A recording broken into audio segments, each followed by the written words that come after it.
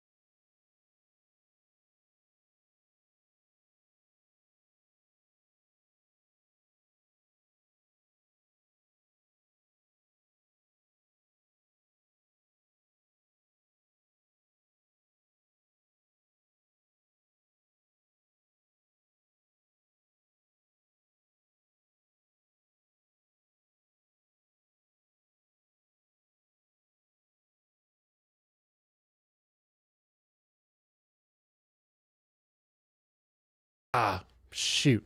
I thought I clicked that, but I guess I didn't. It's going now. Trying to do all this stuff. Sorry, not that one, this one. Hey, rough riffs. Oh, is my audio messed up or are you not speaking? No, the audio was muted. I'm trying to do all this stuff at once. It's brand new software and yeah, we're trying to figure out how to do everything in a more interesting way, a more produced way. It's a big learning curve, a very big learning curve.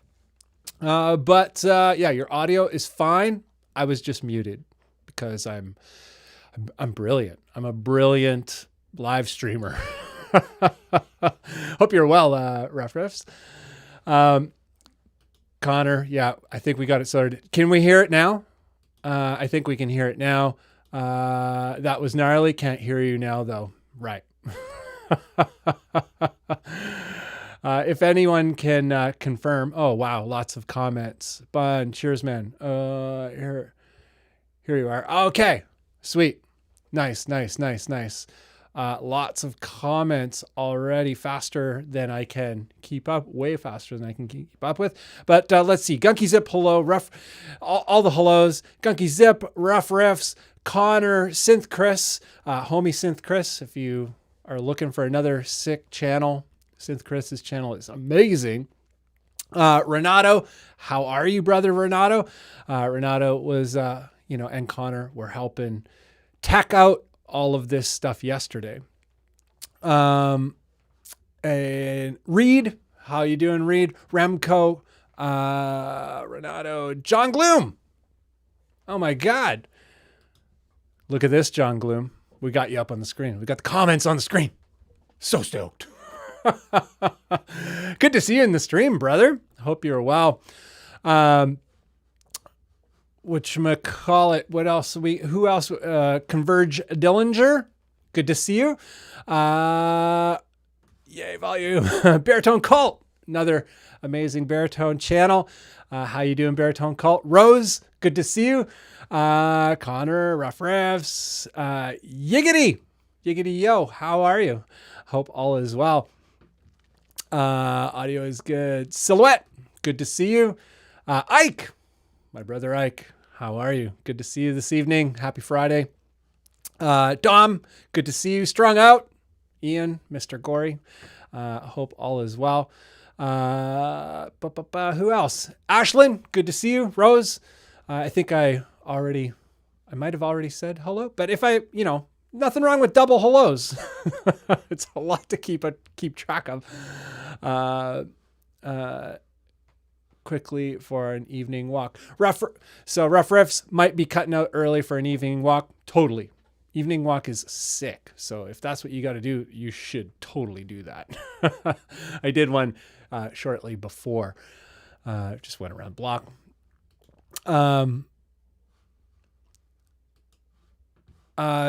Rose says, you know that $500 Schecter I sent you? It got sold like 2 hours after that post. So Rose posted a Schecter C6 30-inch scale baritone. Just brought it to my attention. It's like, hey, you might be looking for one of these. And I've been kind of like toying with getting one of those for a while, and it was really inexpensive, but don't have a ton of money, like, money to kind of just throw around at the moment. So kind of had to skip on that. But appreciate the thought, Rose. I'm glad it went to a home, especially for the price. The price is great. So here we go. Bam. Anyhow, so today's program, what do we got going on today? Hope you are all well in this. Here we go. Bam. In this, Friday night, last night of winter, heading into the first day of spring. I guess it depends where you are in the world, but here in Toronto at something like 5:40 a.m. it will be officially spring. The sun will cross, or the earth will, and the sun's relationship will be specific to the crossing into the first day of spring. Pretty cool. So happy spring, everyone. Have a little spring party. This is going to be a little spring party. Today's topic is the very last baritone. And kind of what that's about is the headspace to get into is a lot of us gas on all kinds of things. We see a million guitars and we want all the guitars. And we're like, oh, I want this one. I want this one. I want this one. I want to collect all the guitars. Well, what if it was your last baritone? Or maybe just sort of whittling it down to, these are the ones that are the most important to me. And, if I go through life not having them, it's fine. But if I'm going to get any more or one at all, it's going to be one of these or some of these. So we're going to kind of try and think about the gas and try and narrow it down and kill the gas a little bit. Gas is fun, but yeah, practicality. And also when you're focused, you tend to be able to kind of make things happen a little easier if you're focused on one thing or just a small group of things. Not a surprise. This is not like a new thought. But that's today's topic. We're going to, go through the bills and whatnot. Very first, folks that I kind of want to shout out is everybody with me over at Patreon. If you're with me at Patreon, thank you very much. A ton of folks there with me. Lucas, Mark, Kevin, Phil, Sean, Reaper Blog, Renato, Apoplexia, Donna, James, Brandon, Gloom, Mr. John Gloom, Computing Sound, Tyler Adams, D23F65, Max Sampson, Ben Drakeford, Eric, Jack, Adrian, J. Cruz, LD, Baritone Cult, Anthony, Mile, Tim Lambs, Dennis, and Andrew. Thank you so much. Oh, I think I'm missing a person. Whoa, look at that. And Derek. Did I say Derek? Check out that cool effect. Notice that? Whoa, whoa, whoa, whoa, whoa, whoa, whoa, whoa, whoa. This is new software, and it can do a lot of different things that I'm not aware of. Anyhow, so thank you to everyone with me over at Patreon. If you're interested in what's going on in the Bunn world and you'd like to help out, Patreon is a place that you can do that. We're going to put there's so many windows here to navigate. Let's go. Bam, bam, bam, bam. And bam. And so I'll help, drop the links in the description down below. Second on the list of thank yous is everyone with me at YouTube memberships. So Ratho, Jason, and Aiden, thank you very much for your help and support there. The link to that, if you're interested in helping out the Bunn via YouTube, it's a bunch of behind the scenes content and early access to stuff and a lot of shout outs and all of that. So yeah, pretty cool. Thank you to everyone with me there. I don't know. Do you guys see like a picture in picture? I don't think you do. I see a picture in picture. I'm not sure. This is the first time that I officially stream with this software. So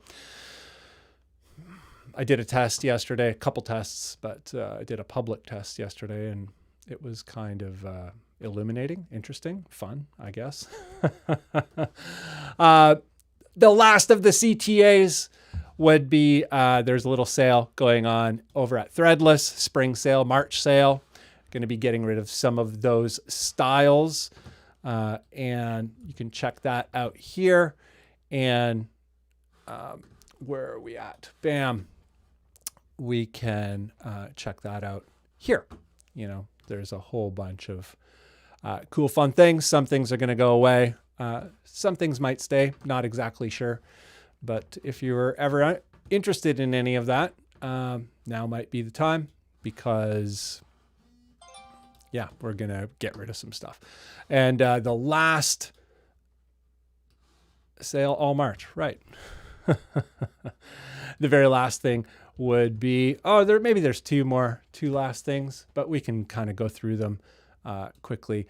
Is, if you're wondering, like, what does Bunn do with all these baritones? Well, I make music, and this here, come on, open on up. Bam. Oh, there we go. Wow. It might not go. Yeah, that's probably not going to work out. I don't know why it's so slow. We're going to just stop with that. So I make music with it. It can all be found on Bandcamp. And that link is in the description, as well as there's the whole BUNNSONICS, Helix stuff and drum stuff, if you're interested in any of that. Anyhow, we're going to get to the topic here. And bam.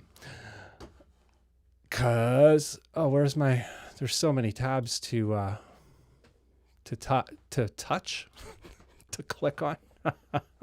So today's topic is the last baritone. And what is that all about? I get a lot of questions, and something to share in the comments is kind of like, what are you thinking about this? Like, if you only had to get one, and what guitar really kind of has your eyes, and why? Well, like, what is the reasoning? It could just be vibe. Maybe you're just like, you don't need to have a good reason, by the way. Some people are like, they feel like they might have to justify things to other people. It's like, you don't have to justify it. But like, I think getting inside this space of like, what are these baritones all about? Why do I want it? What am I going to use it for? All that kind of stuff. There's very few that I want. I kind of have everything, or have had everything that I ever wanted. And I'm probably never, I don't know. Companies reach out all the time, and I'm like, it's not really where I'm at with guitars. Sometimes, I don't know. It's a weird thing. But the first thing that we're going to get into here, the first guitar, the last guitars ever for me to think about, and maybe some of you are interested in these guitars as well, and we can talk about them, like what's up with them, things to look out for, things to consider, things to be stoked about, etc. But the very first one on the list here is this Dan Electro. Whoa, look at that. It just like went to a widescreen, big screen. The reason why we're on the Thomann site is because this is the only place that we can get this, this headstock. this Coke bottle headstock. I am in love with the Coke bottle headstocks on the Dan Electros. This is sort of like a graphite sparkle finish. You know, it's dark enough. It's nice enough for me. But I don't like the Dolphin headstocks. I've had a ton of those. You know, if you're new to the Dan Electro thing, I did a couple videos on them. Oh, Squarespace. Yeah, we need that. Squarespace has helped grow my Great. business. Why is it casting an ad?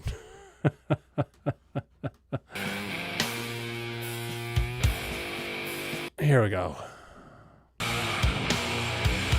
Anyway, I did a video on the vintage, and I did a video on the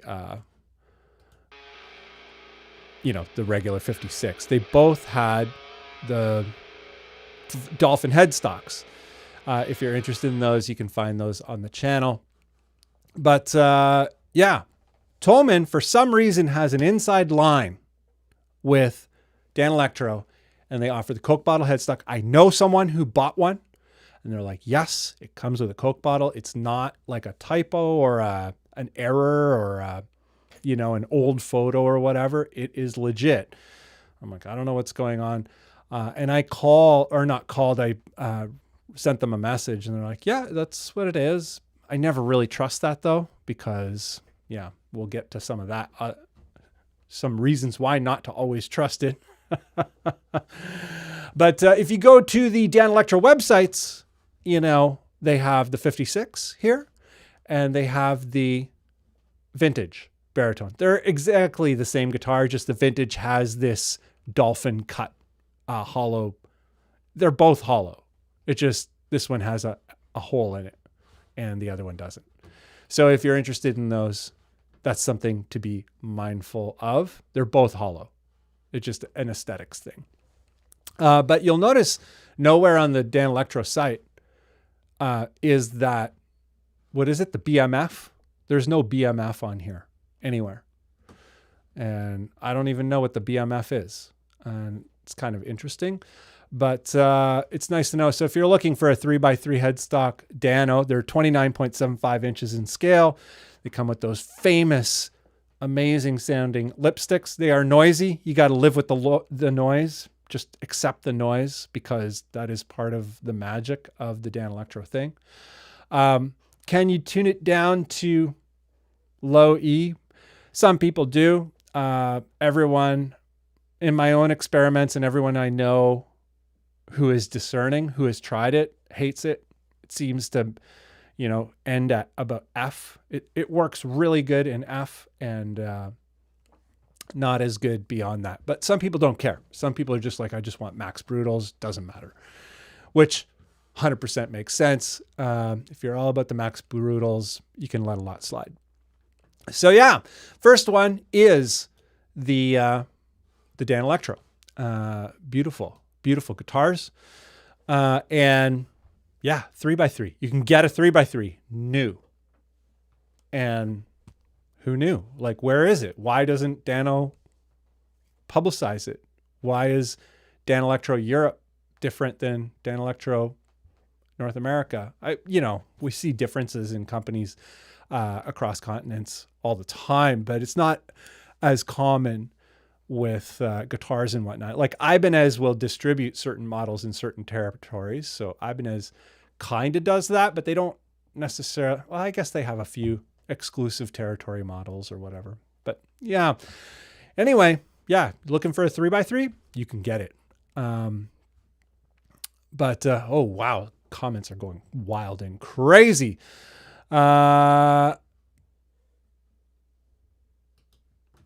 John Gloom says, we can put the comments on the screen. John Gloom says, I'm glad that I finally caught one of your streams. Usually I end up seeing them the next day or later. Mostly going to be listening in, doing some running around tonight. Yeah, man. Just, these are not high production value, require a whole lot of attention.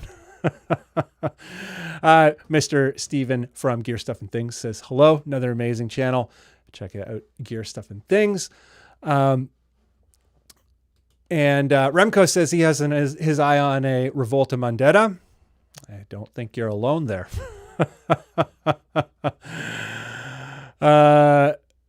whatchamacallit? Oh yeah. By the way, Gear Stuff and Things has a Sunday live stream queued up. Baritone Cult is, bringing that to our attention. Gear Stuff and Things is doing their live stream on Sunday evening. I think 8 p.m. Stephen, let us know. And Rose says, forgot about the Dano. They are beautiful pieces of kit. Yeah, there's just something about them, that retro. Like, they haven't changed it at all since the U2 or the TU2 or whatever, the original idea of this guitar.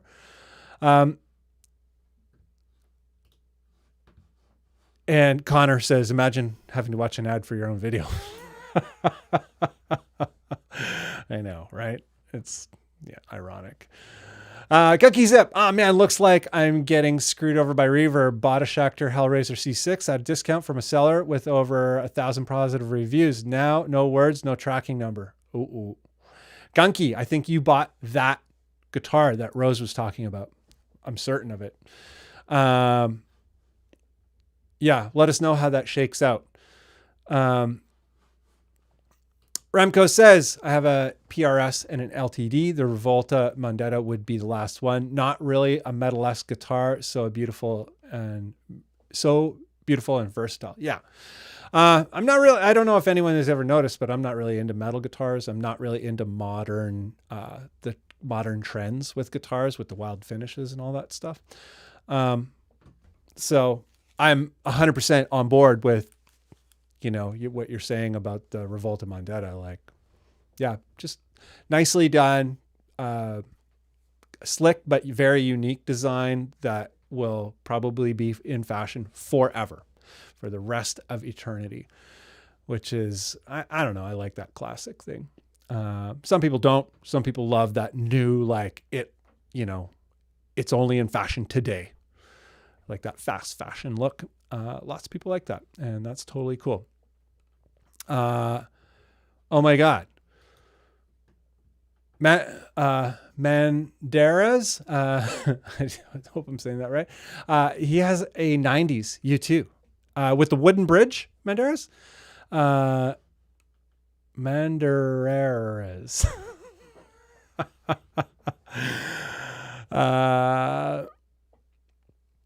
And Tom Crawford says that this Dano that we're looking at is black metal flake. Yeah, it's like sparkly black. Very, very dark though.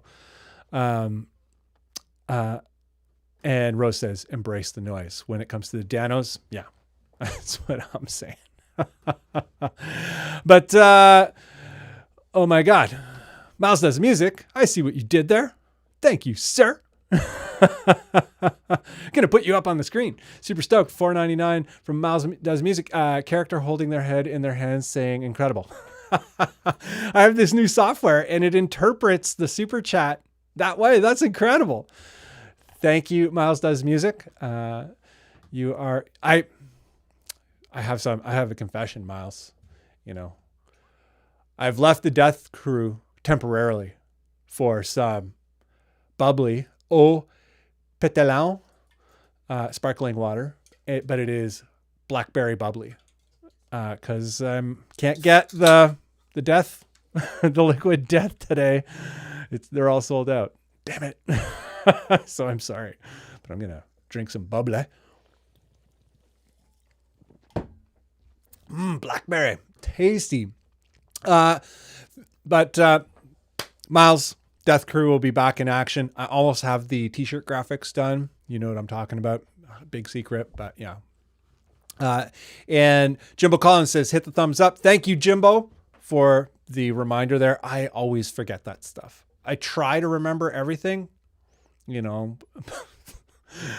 a lot to think about. Anyhow, thank you, Jimbo. And a few more hellos.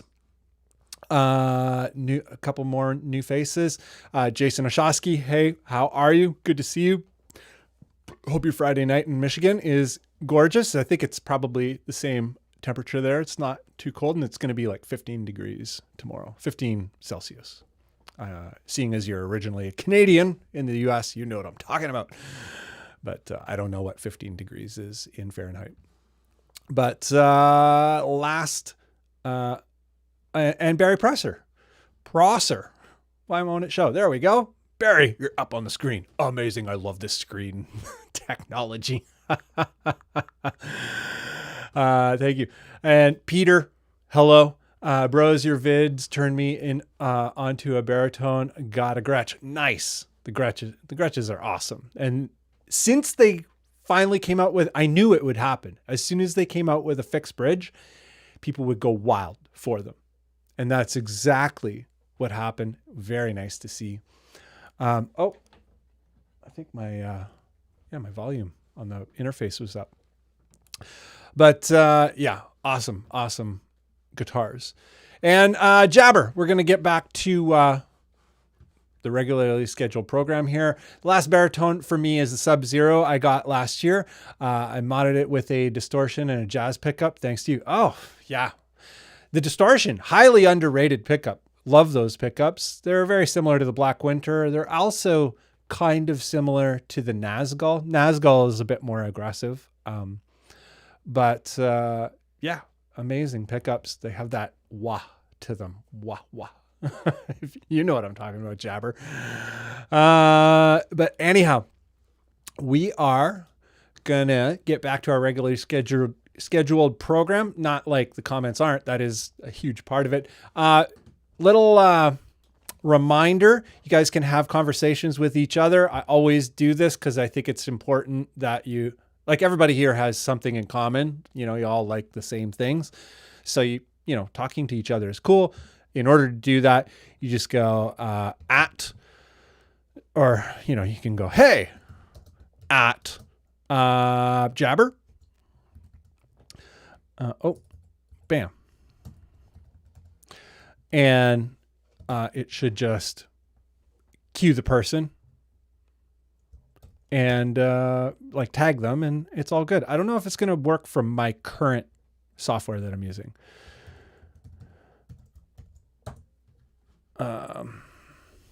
Let me know if it works. Usually I do this from YouTube Studio, but now I'm doing it from a secondary software. But yeah. Miles, I'm coming back. I'm coming back, Miles. I promise. I will do you right. He's talking. I left the death crew for a second because I just couldn't. It was unavailable. You know, COVID stock shortages. But next on the list, we've got last baritone. This is big on the Bunn list right here. The Hagstrom Viking Deluxe Baritone. Just the black one, not the flame. There's a flame version of this. Don't want no flames. Just black. Tasty black, white binding, gorgeous. It's got a P90 in the neck, humbucker in the bridge.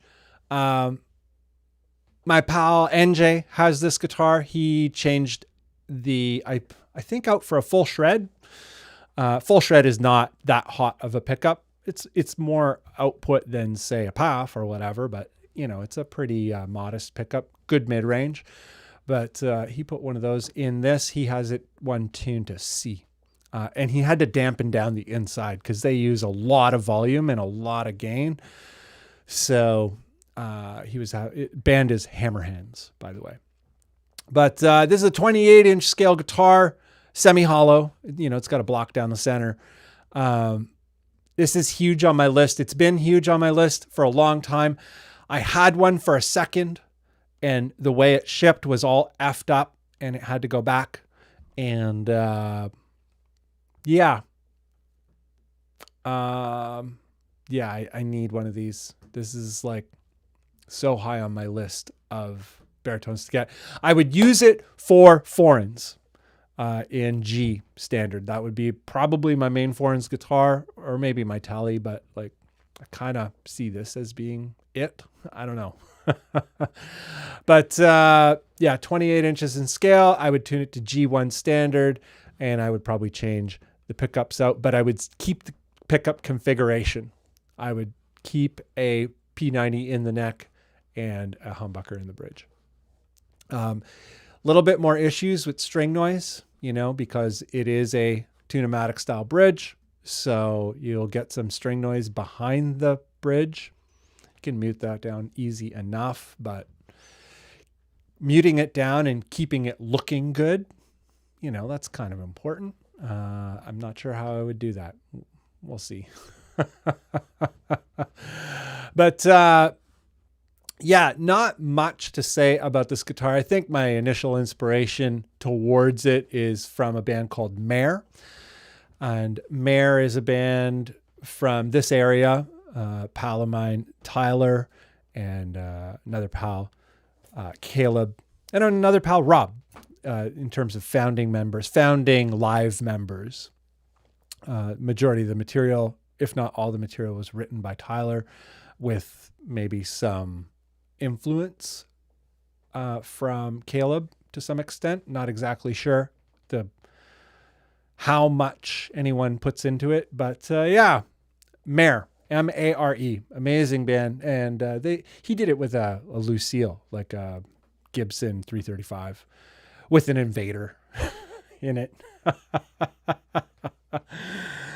But yeah, amazing material. And I don't know, just kind of fell in love with the whole idea of like hollow bodies. It's a semi-hollow body for heavy stuff. Since then, you know, call me a copycat all you want. But yeah, this guitar comes up quite a bit in terms of people will reach out and we'll have like direct message conversations about it, or email conversations or whatever. But like, I don't see a lot of talk on this guitar generally, which is interesting. I guess people are like, I want flame maple top and, you know, heavy metal looking guitar. That's very common. But yeah, these are so sweet.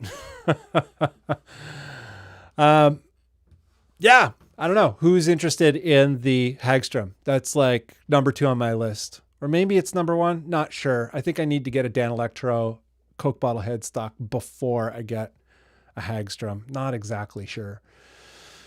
The problems that we, you know, of life here.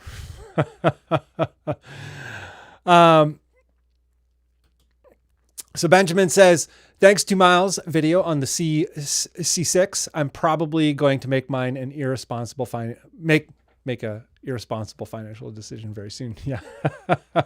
Yeah. Miles did an amazing video, kind of couple different looks at the C6 in a couple different videos from a couple different perspectives. He has the C6 video proper, as well as the, 8-string versus the C6. It's not really like a head-to-head. It's more like, you know, what is the space of all these instruments and what does it all mean? Cool perspectives on all of it. Really enjoyed those videos, Miles. But yeah, Jimbo Collins says he loves the Duncan distortion in every shootout video he ever watches. So yeah, I've always found that interesting as well, Jimbo. It's this pickup that has no hype at all, but yeah, it always stands out. It's always satisfying to play. It has a nice amount, like a nice tight bottom and like kind of crispy upper mids, you know. It's high output without being super hot. I don't know. It has that whistle to it, that wah wah, you know, the bow wow wow, so to speak, for the heavy low stuff. Bum bum bum.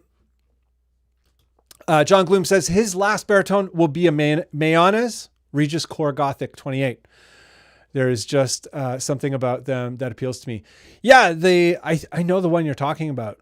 There's always been something about Mayones stuff, certain body shapes and headstock shapes, and like the combination of the two, certain things when they're put together with the Mayones stuff, I'm like, ooh, it's sexy.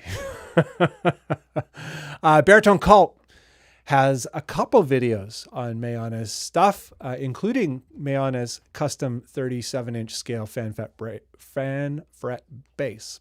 So John Gloom, if you're looking to follow up a little bit more on the Mayones 28-inch stuff, he's got at least one. I think he has one that's 28.5, actually, which is interesting.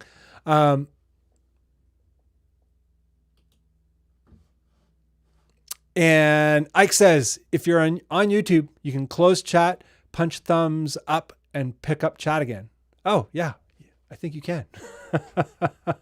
That would probably be on mobile, right, Ike? I'm not 100% up to speed with all of this technology. Rose says, chat, hardtail versus tunematic style. I find tunematics easier to work on, but I like the way hardtails sit under my palm. I agree. Not necessarily agree. There's just something so basic about the tunematic. I don't know. I guess it's so minimal, but at the same time, it's spread out. I don't know. Yeah, I really like the tunematics, but yeah, the flat, just a basic Telecaster style bridge or whatever, a Stratocaster style bridge, flat plate, easy, basic, feels good. RG, I guess RGs all have those kinds of bridges. Amazing. And Meanders, would love to try. I don't think I'm saying your username right. Meander. I don't know why that's so difficult. Apologies. It's a great deal of fun though to try. Would love to try Mundetta and Gretsch, but I think I would lean towards EGC if it was the be all and all Barry. Right. So yeah, it's interesting. Stephen Barton and I, we did a stream together on Wednesday for Bandless. We kind of got into that topic a little bit. He has owned a few EGCs and he still currently has one, and he has a fleet of baritones. Most of them are parts guitars. So Warmoth, all parts, WD, etc. Like he's just like, we'll buy Telecaster bodies and put some baritone neck on it, depending on what it is.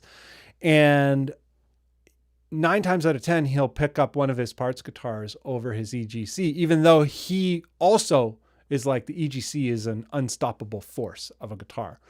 It is a perfect guitar, but he's just like, has this love affair with, the guitars that he put together that are a little bit more personal, I guess. From what I understand, the EGC was also kind of made spec'd to him as well, though. So there is a personal component there as well. But yeah, he tends to pick up, according to him, his parts guitars more often than the EGC, which is interesting because, yeah, I kind of agree with you. The EGC is sort of like, you can just kind of end there. You probably never even have to get it set up again because they don't move. They have amazing stability. So, yeah, I'm sorry, Liquid Death. We only have bubbly today. Rawr. But yeah. Dylan, welcome to the stream. Hope you're well. Finally able to catch your stream. I'm finally able to talk to you, hang out with you in the stream. I hope you're having a good night, man. Last night of winter. It's first day of spring tomorrow. So hope you guys are all celebrating, doing your pagan dance rituals. We're doing our baritone dance rituals. Whatever that looks like. Probably looks really cool. Really low. Really low dance moves. Strung Out is also with Rose on the tunematics. Almost every other bridge type has been a nightmare for Strung Out. By the way, Strung Out is another YouTube channel that is focused on strings. And as time goes on, we'll go deep on the string topic. I know that the string topic is a very, very popular one. And yeah, Strung Out seeks to blow that topic wide open. So, bum, bum, bum, bum, bum. And Yiggity says, Gretsch fixed bridge baritone would be my last, or maybe a Squire Telly with baritone neck. Yeah, the Squire Telly with the baritone neck, like with a Warmoth, I imagine you're saying. It doesn't have to be Warmoth, but a conversion neck. Yeah, I think, you know, I'm really kind of leaning towards that as well as being kind of my principal stuff, like parts guitars, kind of like Steven. There's something exciting about that. I made one, it was a nightmare, but now I know how to do it well. So we're going to move along here. Got a few more models to get into, and a fun way to top it off. What else? I just want to make sure that I'm not, there's a lot of comments. Apologies that I'm not getting through it all. Anthony Nito, I see what you're doing there. Oh, why is it not popping up? There we go. Anthony, I can put it on screen. So sick. Super chat. Cheers to Friday night and Baritone chats. Thank you, Mr. Anthony. Thank you for always being, you know, kind of like a driving force of this community, and also for the help. Highly appreciated. Amazing.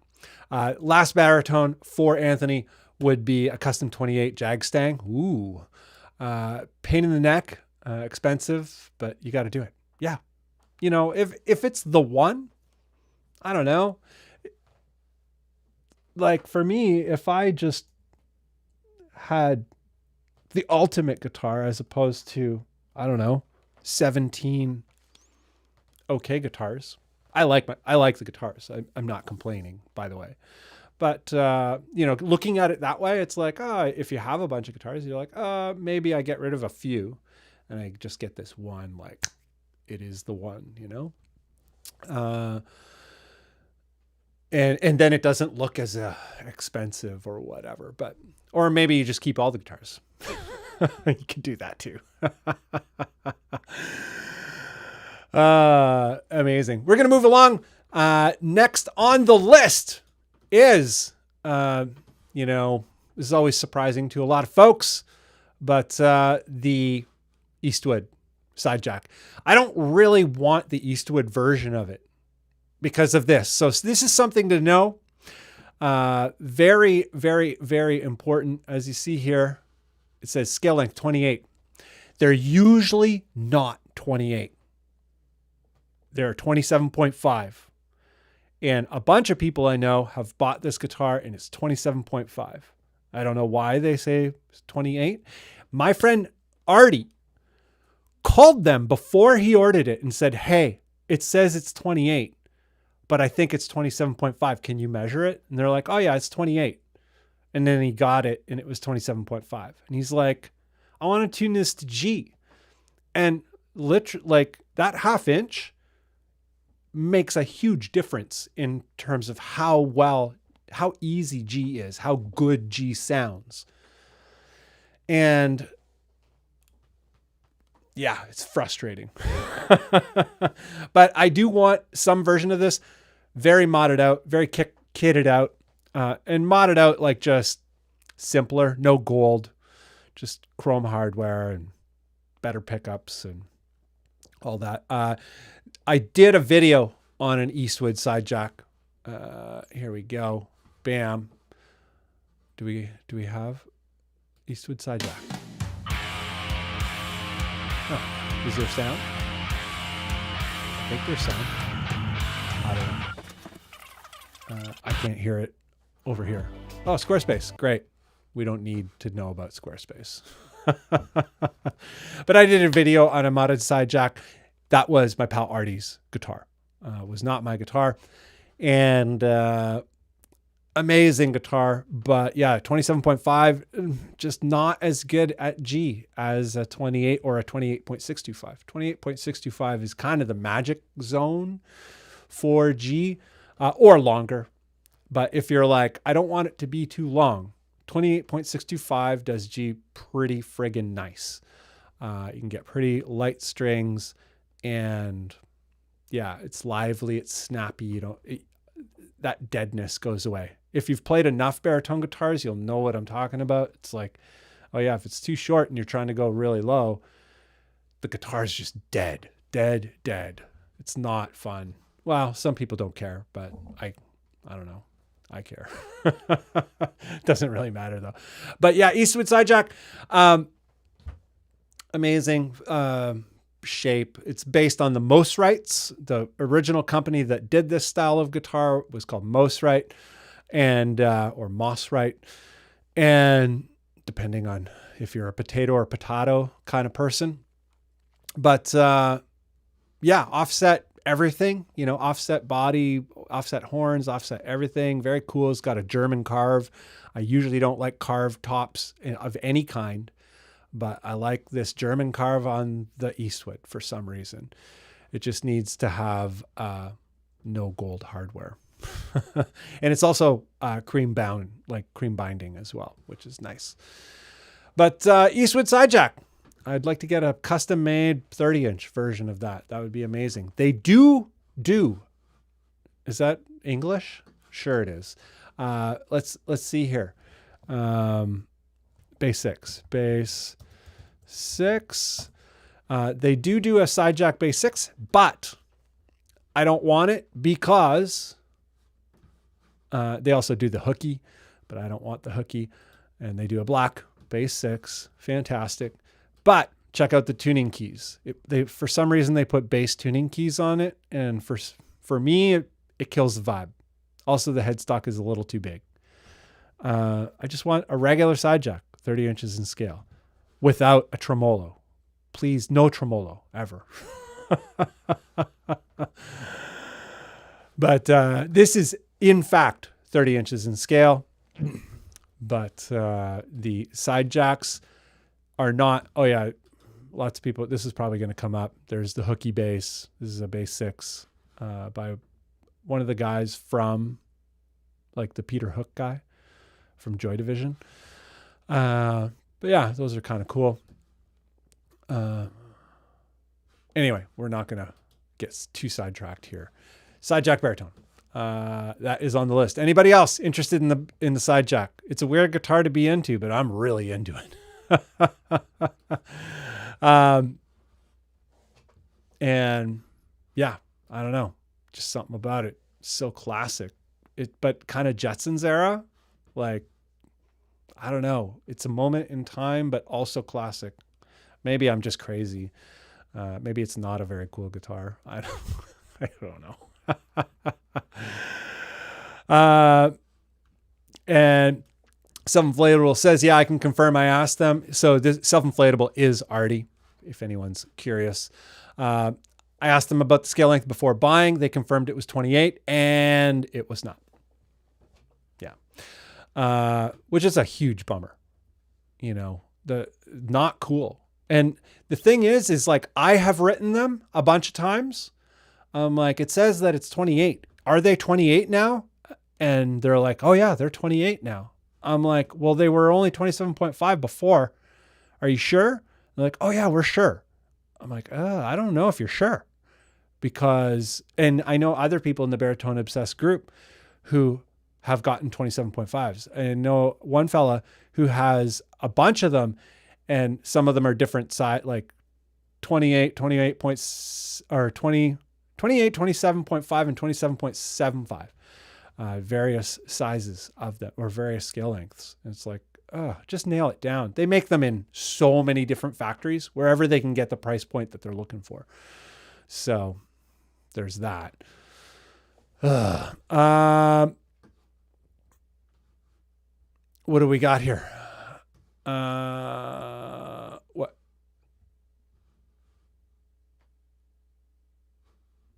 Here we go. Matt says, have you ever had a chance to try it on Astrids? I have not ever played an Astrids. It's not really my style, Matt. I'll just be really frank about that. Like, the fashion of those guitars is not something I would own. I would play it, of course. You know, I'd like to try them out because they're made out of composite material, and apparently they're very nice guitars. But the fashion of them, it doesn't appeal to me. I think they have reached out recently. I don't know. I have a whole bunch of emails. I'm not sure. But yeah, from what I understand, they are high-end guitars and all that kind of stuff. Just, yeah, not something I would have in my collection personally. But that doesn't mean anybody else shouldn't. Like, you should totally get the guitar that is making you stoked. I don't think they do a baritone though. Like I won't play a guitar. If I'm playing in A, I'll play 27. But most of the stuff I do is in G or low E1, like G1 or low E1. And I prefer to have more scale. So 28 or longer, but I do have a 27-inch scale Viper and a 27.75-inch scale PRS. And yeah, those are cool for A. I won't go any lower than A with those though. So Astrids, does anybody know, does Astrids do a 28 or longer? That'd be interesting to know because I don't even pay attention to that company because it's just not the thing for me. But maybe it's the thing for you. And yeah, so Matt, if you have info on that, Intel, what baritones do they have? Because yeah, I've never even been to their website.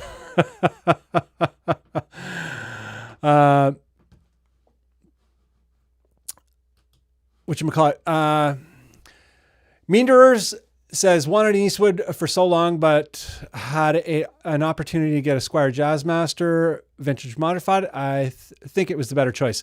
Yeah, especially right now. Although I think Fender's going to drop a new baritone just because they know that the prices are just going crazy. They're like, oh, okay.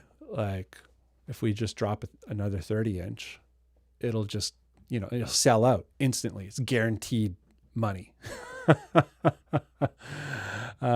So yeah, right now though, if you have a Jazzmaster, they're going for $2,700 US, just in case anybody is sitting on one and doesn't play it.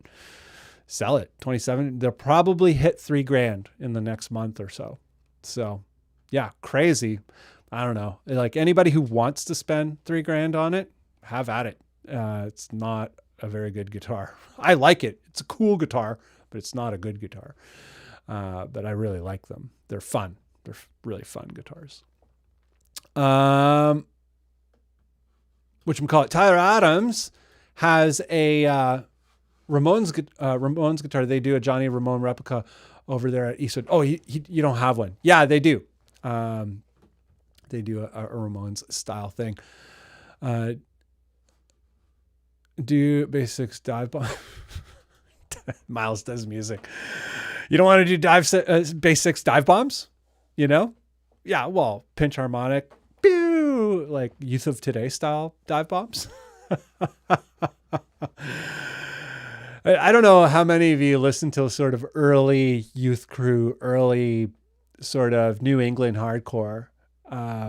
But there was this era, like probably early 80s or mid 80s, actually maybe mid to late 80s, where nobody could actually play dive bombs, but they would always put dive bombs in these hardcore tunes, like haul ass Youth Crew style hardcore. But like you go to the show and nobody's playing dive bombs. I always thought it was weird. I was like, why? Like, I guess they're cool. I don't know. Kind of funny. Dive bombs are funny though. I like them. My pal Artie is amazing at dive bombs. If there's anything he's good at, it's that.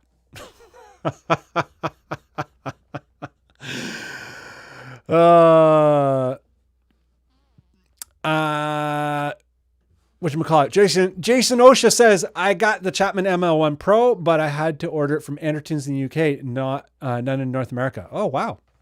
Already sold out in NA, eh? That's wild. The one that I got, I gave it away in a contest, but I bought one here in Canada and it was actually tough to get. Like I had missed several orders, like came into stock, sold out, came into stock, sold out. And then I finally got one. And I had a problem with it, actually. The one that I initially bought, there was a hump in the neck and it was all effed up and I had to bring it back and get the neck replaced.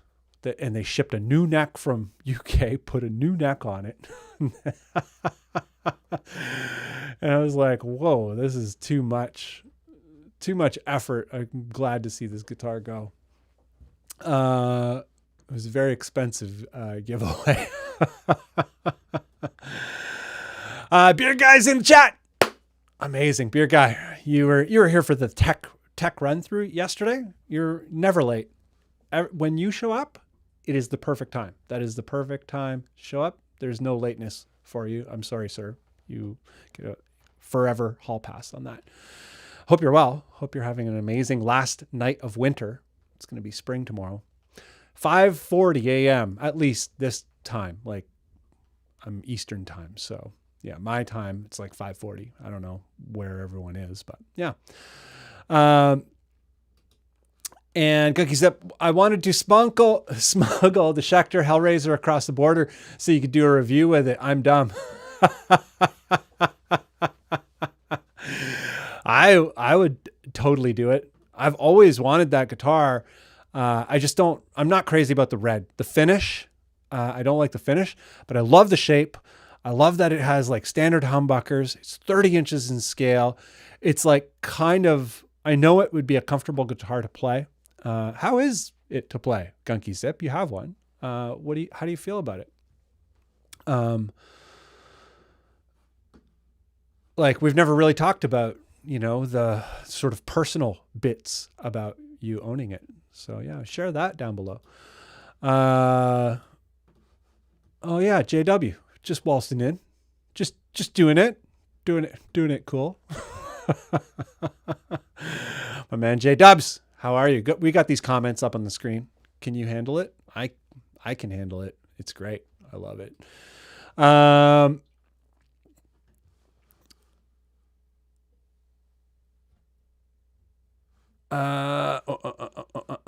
Jimbo Collins, I think you're talking about the Eastwoods. Would love to be able to tell them to do a 30. Yeah, I think maybe what is we're going to get to this later. Balagar. I think Balagar might be an option to do like a 30-inch scale Eastwood type thing, or maybe Dudecraft. The only thing about Dudecraft is, like, he likes to kind of do his models, and I would feel bad to ask him, be like, don't do anything in the model, like the bodies, and I want to side jack or I want a Mosrite style guitar. Like, I would never want to ask someone who is an artist to make me something that is nothing like what they make. And I think, he would be able to do it really well, but I don't know. I'd feel bad about asking. But yeah, we could probably get it made somewhere else. And Awer, how are you? We got those comments on the screen. Hope all is well. Hope you're thrashing the riffs on this very last night of winter. The sun will shine tomorrow. It's going to be 15 degrees Celsius. I don't know if you're a Celsius or a Fahrenheit. Most of the world is Celsius. Most of the world is metric. But some of the world is still imperial measurement. So I'm not sure where you're from, but yeah, it's going to be warm tomorrow. Basically, that's the verdict. Hope you're well, and hope you're enjoying this last night of winter. And JW says that Squire has the Baritone Telly right now. No, they're sold out and discontinued. The Paranormal Telly, it's gone. And it was a little bit of a bomb.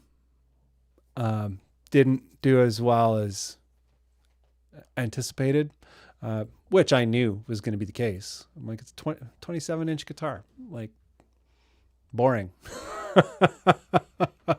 Not very helpful either.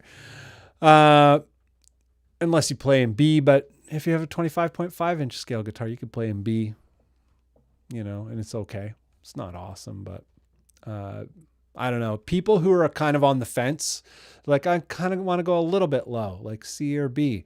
I'm like, they don't really need anything special, and they're not like committed full time, like, like it's gotta be super sick. Some of them are, but like a lot of them are just kind of tourists, low tuning tourists. Listen to me. I'm being very judgmental here. It's probably everything I'm saying is false. But yeah, 27-inch scale, not very exciting. Let's bring back that 28, let's do it, because they did a 28-inch scale Jaguar, 28.625-inch scale Jaguar baritone, and they also did, the 30-inch scale, a couple different 30-inch scale things. So yeah, Fender, they know how to do it. They're going to do it again. Not sure, but I know that they have their finger on the pulse. They know exactly how much their recent baritone models are going for in reverb and all the rest of it on the used market. And yeah, we can guarantee there will be another longer scale Fender baritone in the near future. I don't have any specifics on that, but the trends all point towards yes. And we're going to get along here. We're going to grab one more or two more, and then we're going to have some fun. But we're going to, oh, here we go. Comments. I don't know what I'm doing. J-dubs.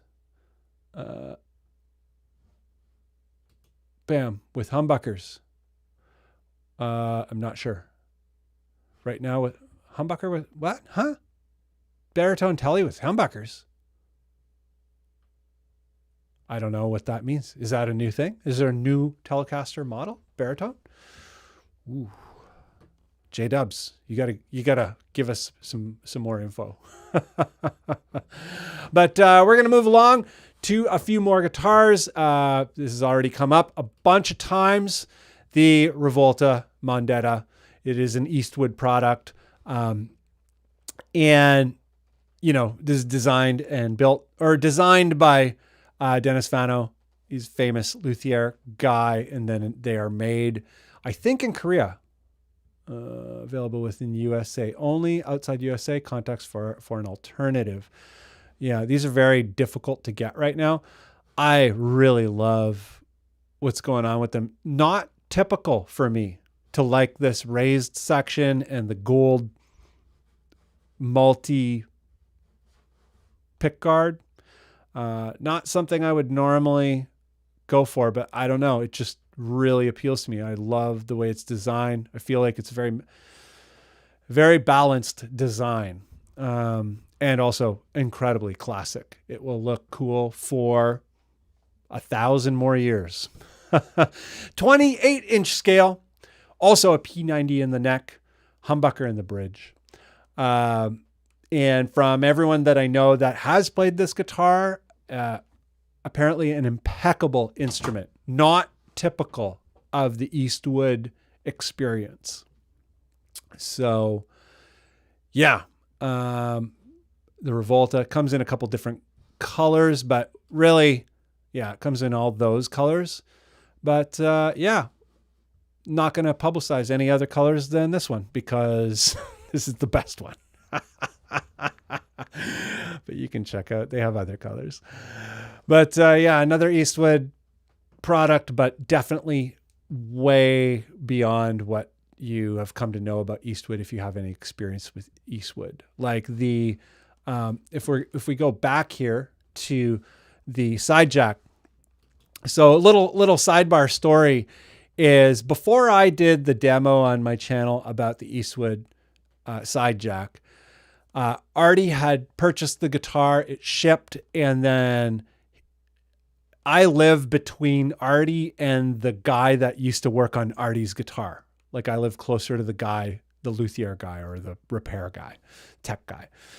And he's like, hey man, like, do you feel like dropping my guitar off at the guy to get it all, get everything changed out and get all the work done? I'm like, yeah, no problem. He's like, yeah, maybe like take a bit and you can do like kind of a pre-demo before and after or whatever. And which in retrospect or hindsight, I don't know. I don't know how to speak English, but looking back, I should have done that video. I should have done the sort of pre-video, even though it was so bad. The guitar was so bad stock that I was like, this is awful. Like, I don't want anything to do with this, but I had faith that it was gonna turn around. by being like fully set up and with all the components switched out. He had absolutely everything switched out. I think the only stock item left was maybe the neck pickup, but everything else was changed. Even the screws in the pickguard, like everything was changed. And yeah, once it was set up, it was gorgeous. It was amazing. Every time I do get to play it now, I'm just like, this is an awesome guitar. But stock, this was terrible. And anyone who's bought a Eastwood might have a similar experience with the sort of mid-range, low. Like to me, this is a lot of money to spend and to get a really terrible guitar. You got to do a lot of work to fix it up. We don't want Squarespace.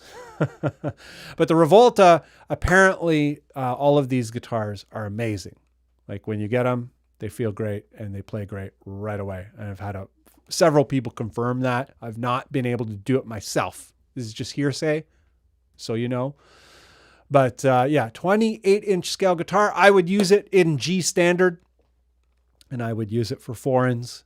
I love those big, like all the way across block inlays. Some people hate those, but I just love them. And yeah, awesome guitar. And what else we got here? Guitar Builder. Okay, right.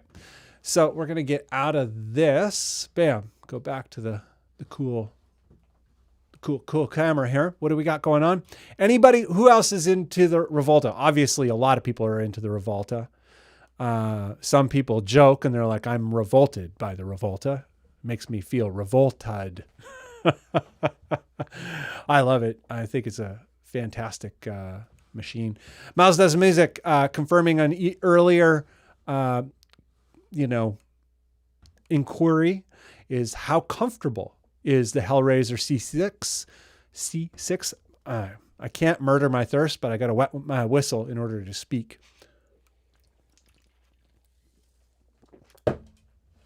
Oh, my thirst is still alive. Oh. But yeah, Miles says the C6 is very comfy, as I imagine. I've played one for literally maybe not even 5 minutes in a store in Steve's Music here in Toronto, probably, I don't know, 8 years ago. The first year it came out. That one and the Ultra 6. Played that as well the same day. And yeah, so I don't have any authority on it whatsoever, or really any meaningful memory. So that is good info, Miles. Miles has one. He has a video on this guitar, the Schecter Hellraiser C6. He has the guitar. He has videos on the guitar. If you're interested in that guitar, hit him up. He will supply the infos.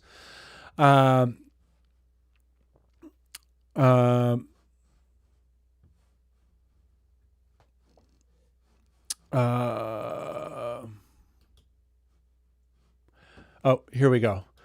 Self-Inflatable says, Eastwood does sell a 30 side jack, don't they? And then he says, or did I miss some detail? Yes, I talked about it for a moment. The only sort of drawback of the 30-inch, I have it up here. We can go to it. Where are you? Bam. Bam. Oh, not that one. Damn it. Apologies. But yeah, there is a side jack bass 6, but it has a tremolo and it has bass machines and a big headstock. And I could hang with the bigger headstock, I guess, but I don't want the bass machines. I already have that on the SRC6, which is fine. Oh yeah, by the way, Artie is selling his SRC6 and it's an original mahogany one. If anyone's looking for an original mahogany SRC6 with a rosewood board, he's got one. But yeah, this guitar is available as a bass 6, 30-inch scale, but I don't know. I don't want a tremolo and I don't want bass tuners. And I don't really want a headstock that is that massive. Maybe it would be okay with smaller tuners. Not sure. But yeah, we covered that self-inflatable. But it's just not, it's not the sauce, you know? So yeah.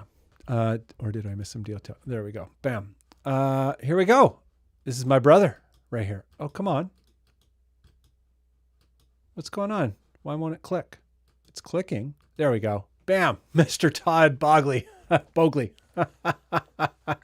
What's up, potato chip bun? What's up, Mr. Brother Bogues? I hope you are well, man. We haven't, hopefully, when COVID goes away, we can hang out again. Go down to those Niagara Falls. Got to hang out with Todd. He came up to Canada with a friend of his, and they were going to Niagara, and Niagara is not very far from me. And we got to hang out for, an afternoon, check out the scenery. I'd never really been to Niagara Falls as an adult. It was a little cold, but yeah, it was cool. We were just like chilling, talking about baritone guitars and being like, yo, check out those falls. But Brother Bogues is also a longtime OG moderator or admin over at the Baritone Obsessed Facebook group. Homie for a long time. Hope you're well, Todd, and that the new band is rocking. Oh wow, that was fast. I'm not sure what that is. Solo. So Andrew says, this is interesting. Andrew, I just sent them an email about 2 weeks ago. I talked to the solo guitar kit guy, and he said he's going to start doing baritone conversion next soon. I hope they don't do 27. They always do like, hope they do like over 28, like 28 and a half, 28.625 or longer. But yes, that's good news. Yeah, I emailed them, no response. I keep complaining to them though. That's probably why. I tried to make an order and then it asked me to make an account, but then the account redirected me and it was all weird. And I was like, ooh, should I not make a purchase here because am I going to get hijacked or whatever? So I sent them, it was this convoluted thing. And I think they're like a little annoyed with me because they didn't understand my worries. But yeah, anyway, I sent them a message as well. So I think maybe we're not alone. There's a bunch of people asking for the baritone kits, which would be nice to get them in Canada because solo music, for those who don't know, for those of you who are in Canada, the only other Canadian alternative is Precision Guitar Company over in Vancouver or in BC at least. And it seems they only have a Jazzmaster kit. Not exactly sure. And it's a full kit. And a lot of us just want a conversion neck. Just give me a Fender spec conversion neck and put it on whatever Fender body. But yeah, stoked. That's good news, Andrew. Thank you for the heads up on that. What do we got here?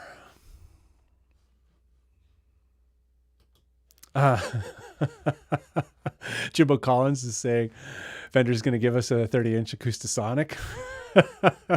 Probably. Yeah. Just get it all wrong. Connor says it'd be epic if the Baritone Jazzmaster came back with roasted necks since that's Squire's new appeal with their recent models. Yeah. Or like, I'd like to see something. I'd like to see a 30-inch telly or a 28.625 or a 29.75-inch telly, or maybe, I don't know. I'm not a fan of Jazzmaster offset bodies, but I know that they're super popular, so people want them.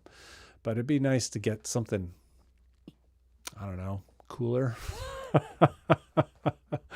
But those are very popular, and if they did it, it would just sell. It would sell out for sure. So Connor, you're probably way smarter than I am. And Gunky Zip, damn it, nobody wants acoustic sonic Fenders. No. I'm okay if it just never happens. But if you want one, you should, get on top of it.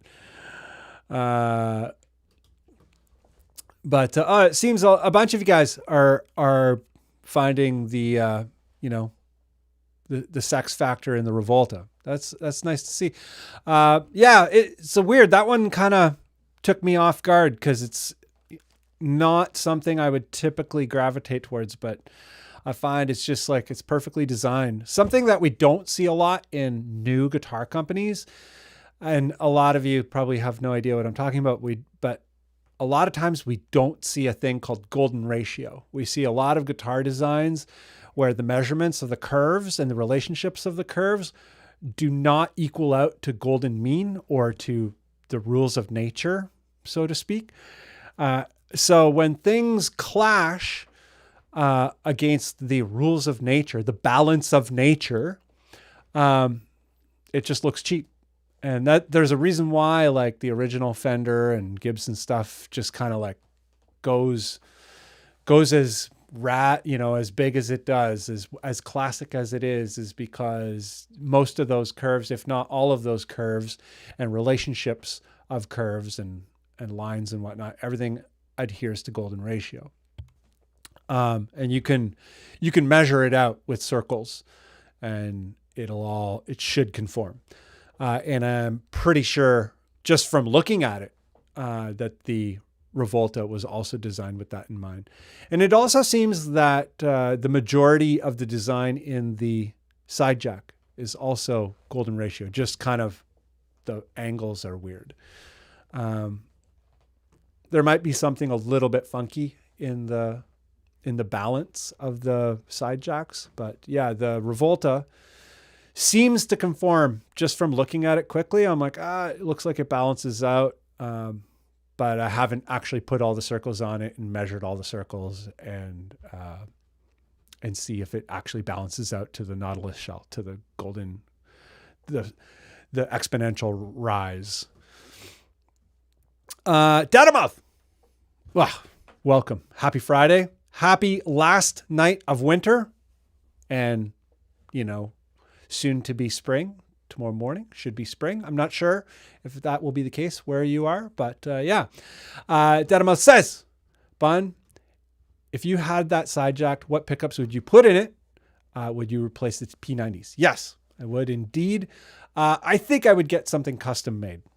And I think I would actually put something kind of most people would not find it very cool. I think I would do like a Nazgul type of thing. Pretty hot, pretty aggressive. I just want that wah wah, the bow wow. I want all bow wow all day long. And if it was a stock, like if it was a regular 27.7 or 27.5 inch scale, standard issue side jack, and it was fully, modded out, fully kitted out, and I got to put those pickups in it, I would use it for Vens. And Vens is pretty destructive in A tuning. I would use it in A. And really aggressive Nazgul kind of tone going in there. But I realize that's probably not a very fashionable choice for most people. Okay. I'm seeing like a lot of people really interested in the Revolta. Interesting. Yeah. And the other interesting thing about the Revolta is apparently, like I say, I have not played one, but based on news from reliable sources, friends and otherwise, they are very good. Like the price tag, some people are worried about the price tag. They're like, yeah, $1,600 like Canadian, which is what, about 12 or 13 American. It's a lot of money for an Eastwood. And people are like, Eastwood guitars for way over $1,000? That sounds crazy. Well, it's not like a traditional Eastwood. It is, as far as I know, a very, very well put together instrument. So if you're worried about that part, I don't think there's anything to worry about. Don't take it to the bank. I'm not the person saying like, oh yeah, Bunn said, but look into that a little bit further. But also, I think there's some truth to it, a significant amount of truth to it. But yeah, stoked that you dig it. Tyler Adams, Rad Stream, Rad Hangs. Thank you very much, brother. Hope you are well. Tyler Adams, me and Tyler, or Tyler and I, we get up to all kinds of good conversations in the old Patreon there, talking about, doing the G tuning with the capo and then using the drop to drop it down and how well it does. I did that experiment, Tyler. It's pretty fun. I'm going to do it kind of in just a social media video, not a YouTube video, but yeah, super fun. Thank you, Tyler. And yeah, we will catch up again in those Patreon chats. Yeah, I like inventive. I enjoy inventive, fun, kind of adventurous, like trying out weird variables of things. It's super fun. It kind of makes guitar new again every day, when you think that way. And Self-Inflatable says he'd like to see a Squier Starcaster baritone. Probably will never happen. Yeah, I'd like to see a Starcaster as well. Stephen Barton just did a Starcaster. Not sure if it's an actual baritone. It might just be a Starcaster build. But I'd like to think that he put a baritone neck on it. Maybe not. But Starcaster is a sweet guitar. I 100% agree. Not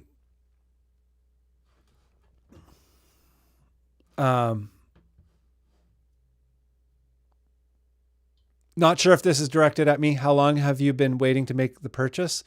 If it's directed at me, I don't know. I'm always waiting. I've been waiting for this moment all my life. Oh Lord. Those are not even the words. I always sing that thinking Phil Collins is with me everywhere I go. I'm sorry. I'm sorry, Miles.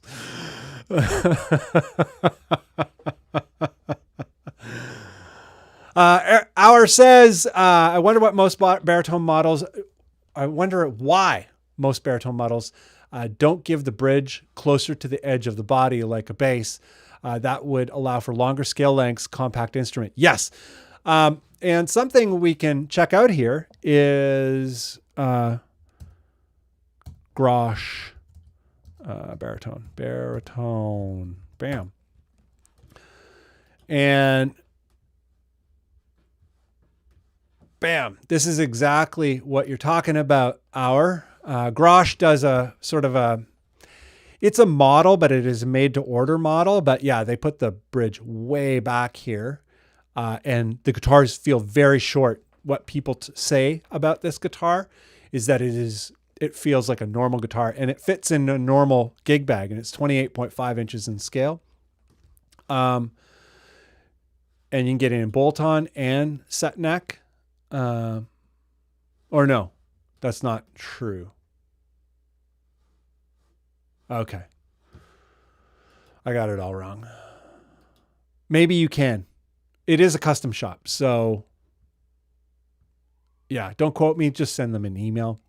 But I love this guitar. I would love to get one. My fear is that it's unbelievably expensive. I don't even want to send the email because I don't want to bother the person. Be like, hey man, I'd like to get a guitar. How much? And they're like, $4,000. I'm like, no thanks. And that's my big beef with, it's not a beef. I don't have a beef at all. But a lot of custom builds are just like not attainable or not, in terms of what I'm going to do with it, it doesn't present anything better for me. And I can already do it with the guitars I have. So yeah, I don't know. I'm weird that way. But yeah, why don't people do that? I know that a lot of people complain about the bridge being far back and they find it weird. I am with you 100%. I would like to see it more. You know, the RGI B6, they moved the bridge and the pickup back for that. And that's the other part. So if the bridge goes back, the pickup definitely has to go back. And even this, like on a baritone, I think the bridge pickup as close to the bridge as possible is very desirable because it immediately takes care of a ton of the mud if the bridge pickup is further back. So, and I don't know, I feel like a lot of the people who are designing and building these guitars, they're not people who play them every day. So they don't really know. But yeah, if the bridge pickup goes back, you instantly get rid of some of that mud that comes with the super low tuning. So yeah, there are options.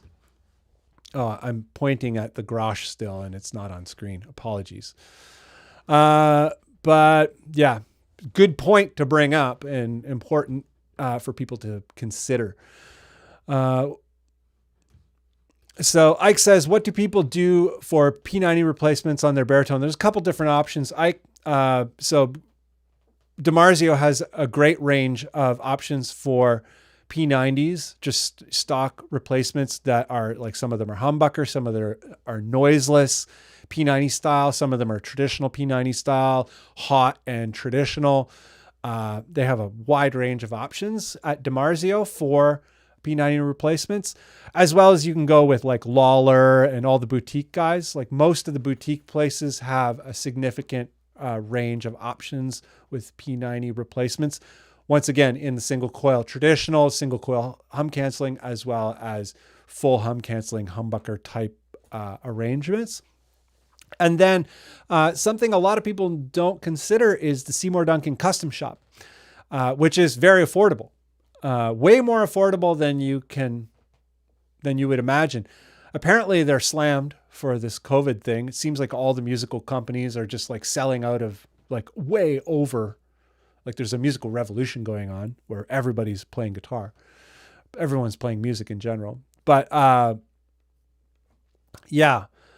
Seymour Duncan Custom Shop will take, as long as it will work, as long as it will fit, they will try and take any pickup design and put it into any housing in their custom shop. That is an option that generally is available. It just has to be physically doable. So I hope that answers your questions. But yeah, Curtis Novak and Lolar are very popular options, for P90 boutique replacements with a range of options there. But DiMarzio and Seymour Duncan, DiMarzio, they just have them. They have a bunch to choose. And Seymour Duncan, you can just get it made quite easily for not a lot of money. So that's pretty cool. To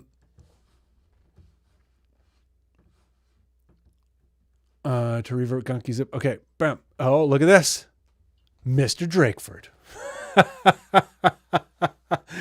Good morning, sir. How's the coffee? I hope you're enjoying. I'm, it's nighttime here and I'm having some bubbly. I'm not murdering my thirst. I'm just wetting my whistle with the bubbly. Good morning, Mr. Drakeford.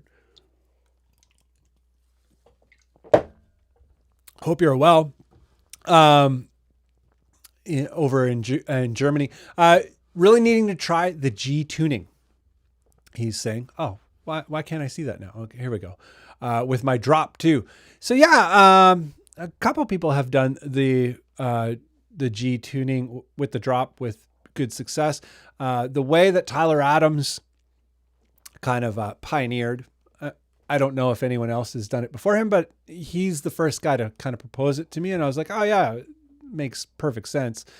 But just capo a regular guitar at G and then use the drop down. So you get the brightness and the guitar will track on the drop really, really well. You just go an octave down from the G on a standard guitar capoed, and you should get a really convincing G on the, with using the drop. And I've played around with it, and to me, it works way better than, say, tuning down to A and then going a step down from A.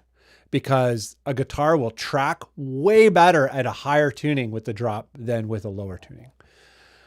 So yeah, food for thought. Anybody looking to fool around with the drop and get better results out of it, those are some things to try. The only thing with the capo is the tuning. The intonation might get a little bit funky because you're changing the intonation of the instrument. In terms of, you know what I mean? If you've played guitar for any amount of time, you know what I mean. I don't have to explain it.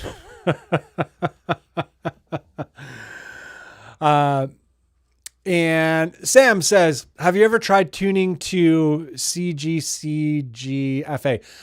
No, this sort of thing comes up a lot, Sam. Hope you're well, by the way. I have not said hello yet. Man, I'm talking a lot. Apologies. I guess that's the whole point, though.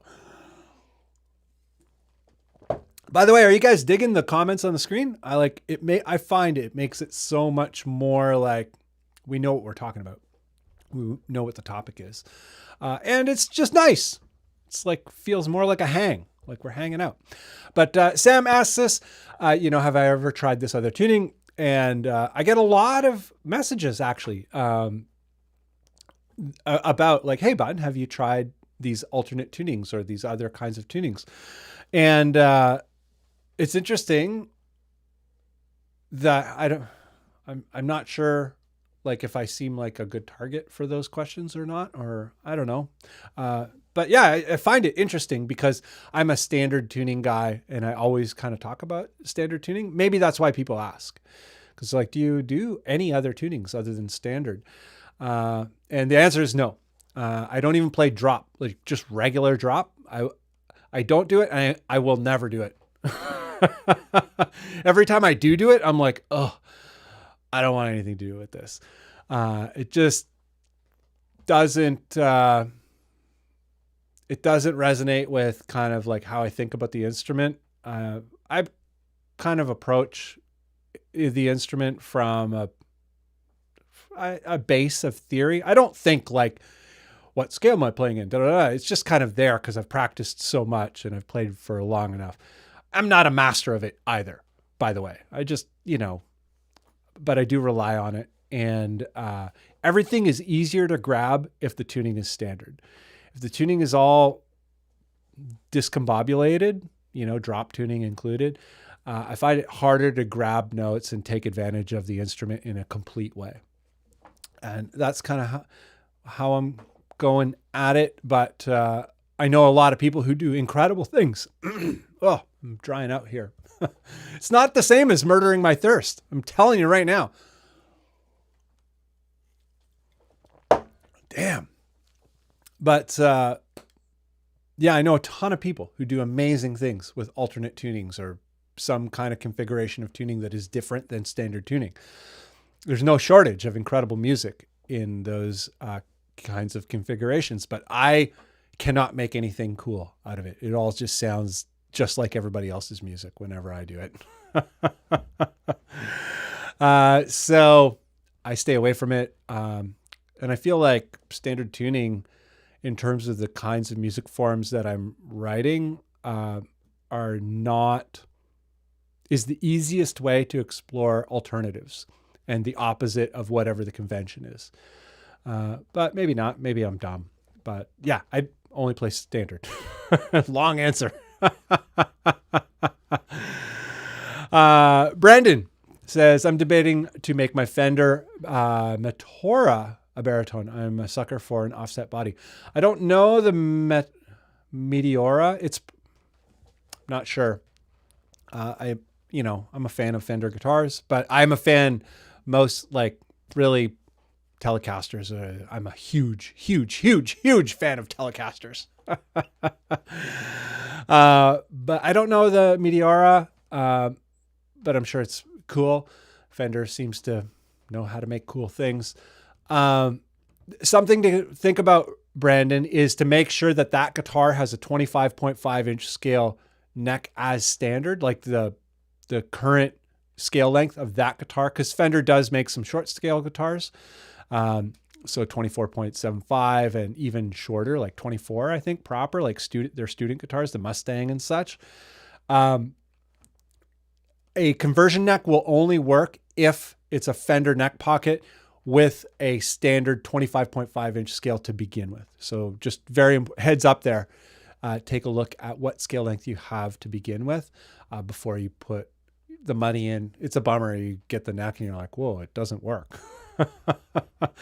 But if it's 25.5, it'll work no problem from almost any conversion neck manufacturer, with a few exceptions. But I have a list in a previous live stream of all the guitar manufacturers that provide conversion necks and whatnot. So if you could probably dig that up if you're interested. And I'm gonna 10:35. We're gonna finish off this this little bit here with the, where is it? Bam, wham. So the last thing we're gonna do here is the last baritone that you ever need to get. So my big picks of the last few that I'm eager for is the Dan Electro with the 3x3 headstock, the BMF. Let's do this. Bam. I concur. Good. I'm going to do this. We're going to just recap on all of that real quick. So for me, the last few baritones that I'm eager to get, that I'm aware of, is the Dan Electro Baritone BMF, available only at Thomann, as far as I can tell. And the thing here is the 3x3 headstock, because it's usually the Dolphin headstock, but you can get the 3x3 at Thomann, which is incredible. I don't know why it did that. Whatever. So next, and this is what I'm talking about. Normally they come with the Dolphin headstock. We don't want that. We're just going to get rid of that tab. And the vintage, same thing, Dolphin headstock. Nobody wants the Dolphin headstock. There's nobody on earth that wants that Dolphin headstock. Well, maybe there is, but not me or anyone I know. Second on the list is the Hagstrom. Oh, by the way, the Dan Electros are 29.75 inches in scale, tuning down to G, F sharp, in that range. Very good. Not very good for low E. I know a lot of people who've tried. I have had a bunch of them, and I don't think it does it very well, but a lot of people want it to do E. It doesn't do E very good. It sucks at E, I would say. But some people don't really care. So if you don't really care that much, maybe it'll work for you. But I would use it for G probably, and use it for foreigns. Same thing with the Hagstrom. It is 28 inches in scale. That would be my second. I would also use that for foreigns. Third on the list is, I closed the links. Great. Third on the list is the side jack. And I would use this for Vens. Vens is in A. I would have to mod this out to the max in order for it to work, or I would have to get a custom made one at a longer scale. But I want it to be authentic, because this is the most right thing, or Moss right, potato. And I don't know. It seems like a lot of people are also interested in all of these guitars. So I'm just curious. And last but not least, I closed it. The Revolta. It's gone. Yeah. And Squarespace. So the Revolta, did I close it? Was it? Here we go. Still open. Yeah. Last but not least is the Revolta, Mondata.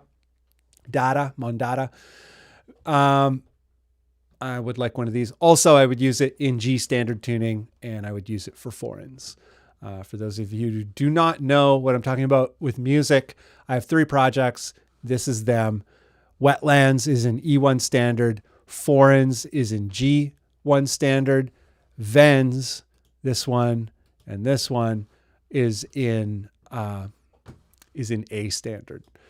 I use these baritone guitars to make music. It's so weird. But last but not least, we're going to have fun here with the Builder. We're going to build a little guitar over at Baliger or Balagar. I like to say Baliger parce que je parle français, parce que je suis canadien et toutes les personnes qui vivent au Canada parlent français, which is not true. Actually, very few people in Canada speak French, which is interesting. But there's enough. There's enough French-speaking people, and we learn it in school. Balagar. So what's going on with the Balagar builder? You can build your own baritones here, and it's very affordable. Right now, stock configuration of this Telecaster, or Woodman, I think they call this model, is $1670 US. Not bad. But let's go here. So dexterity, right-handed. Construction method, I like bolt-on necks. Number of strings, 6, always 6. Multi-scalar fan fret, I like straight frets. Scale length, bam, check this out. You can go like all the way to 30, and we're going to go all the way to 30. Great. I don't know if the model that it shows you, like the refresh, is like very good here. Anyway. Then the body model, I want that exact body. Contour, construction, solid body, chambered. Yeah, let's go chambered because, lighter is better. Chambered semi-hollow body needs a wood top. We have selected a plain maple top. That sounds good. Color. We want just solid black because solid black is cool. There we go. Please remember the body top is not visible under solid metallic and sparkle. I don't know what that means. Whatever. Binding. Yes. Body binding is only available for flat carved top bodies. Well, then contour, we'll change that because we want binding. Binding, single cream. Perfect. And finish, gloss. Perfect. Headstock. We want it this way. Reverse, modern. 6 inline matching top tone, matching top, natural top. I don't know what that means. Oh, yeah, matching. Great. I don't want anything fancy. Headstock logo. Can we go black on black? Oh, can we? Okay, body finish. No, bam. Bam. Headstock, wood, headstock. Bam. Let's go through that again. Bam. A headstock logo color. I want to almost not see it. Why can't I get that black? Or just the whole thing? I don't want it to be a different color. Anyway, doesn't matter. Not going to waste time on that. Oh, I know what we'll do. Reverse, natural, white. Perfect. Great. Neck wood. Yeah, maple. Great. Can we get 5-piece? Walnut stringers? No, none of that. 1 piece is fine. Neck back color, neck profile. I don't know. Comfy C, thin D. Yeah, I want to shred. Shredding is cool. Number of frets, the least amount possible. Thank you. 22. Number of frets. Fretboard inlays, none. Fretboard wood, maple. Great. Fretboard side dots. Yeah, great. Fretboard binding. Solid cream. Because if you have a binding on the body, you need to have binding on the neck. I don't know if this guitar is actually going to look any good. It already looks kind of funny. Whatever, doesn't matter. Hardware color is fine. Bridge. This bridge looks nicer. We'll use that one. This is purely for aesthetics. Oh, come on. Bam. There we go.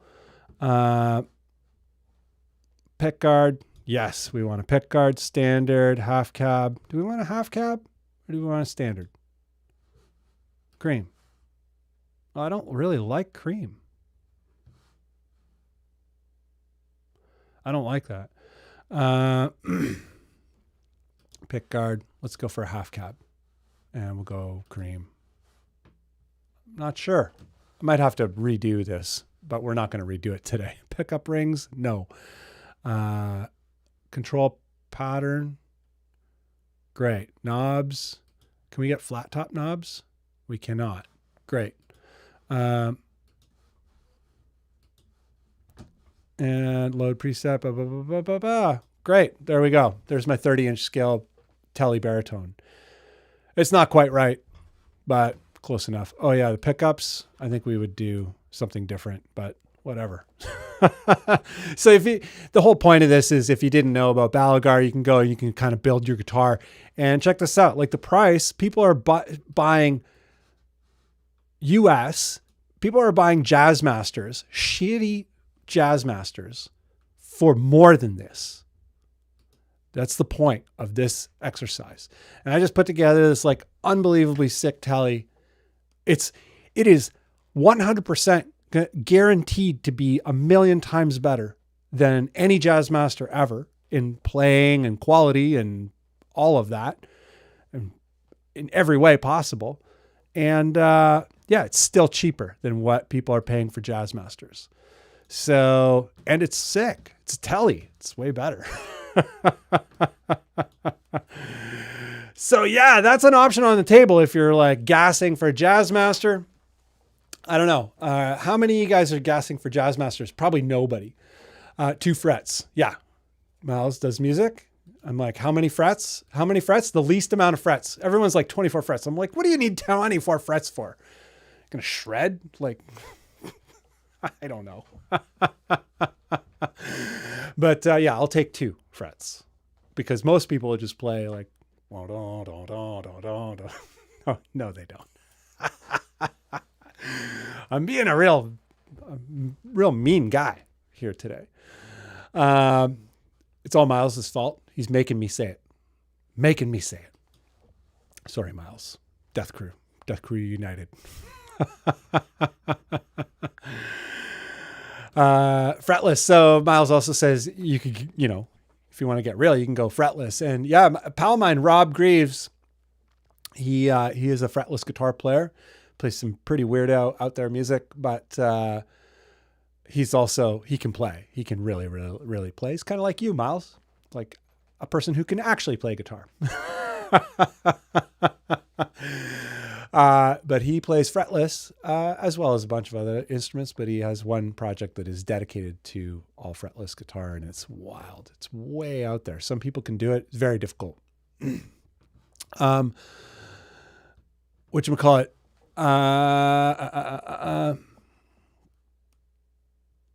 Most right body. Always wondered. Whatchamacallit? Circle of Tone says, always wondered about the old Hagstrom pickups because the old ones are still $1,500 or $1,500. Yeah. So it seems like the pickups that come in the Asian made models are hit and miss. Depends, my pal Artie has owned a whole bunch of Swedes, like Swedes and super Swedes, and they all sounded really good and they were just stock. And we were kind of blown away. He went through a phase of just like buying up Hagstrom Swedes and super Swedes. And for those of you who don't know, the difference between a Swede and a super Swede typically is the super Swede is 25.5 and the Swedes are 24.75 standard Gibson scale length. And they are Gibson-esque instruments. Not Gibson-esque, but like they're that similar cut, single cut kind of vibe. But yeah, those pickups in those guitars were great. However, I've played 3 of the Viking baritones, and I've known 2 people to have it who have both been like, the bridge pickup isn't exciting. It has that sort of dimmed down kind of sound that we hear in a lot of Asian made guitars. Depends what you're going for. It's definitely, for me, it's the opposite of what I'm going for. It doesn't mean it's bad. It's just, I don't know if it's going to be satisfactory to most of the people in this stream and in the world of baritones that I'm involved in. Most of us are kind of reaching for, you know, something a little bit more with more clarity, a little bit more like sufficient body on the bottom, but not bassy and all the rest of it. So, yeah.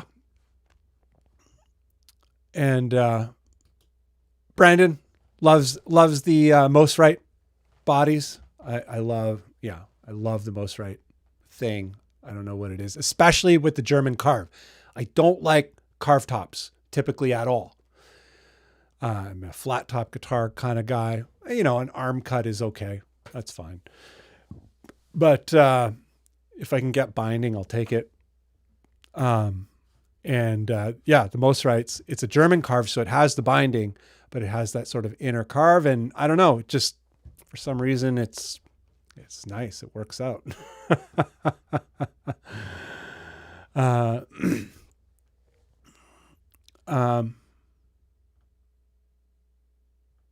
What else is going on? Oh, by the way, for those of you who do not know, we're done with the topic today. The topic is sort of your the last baritones on your list, or the last ones on your list. Like what, you know, if you had to kind of pare down and be like, this is it for me.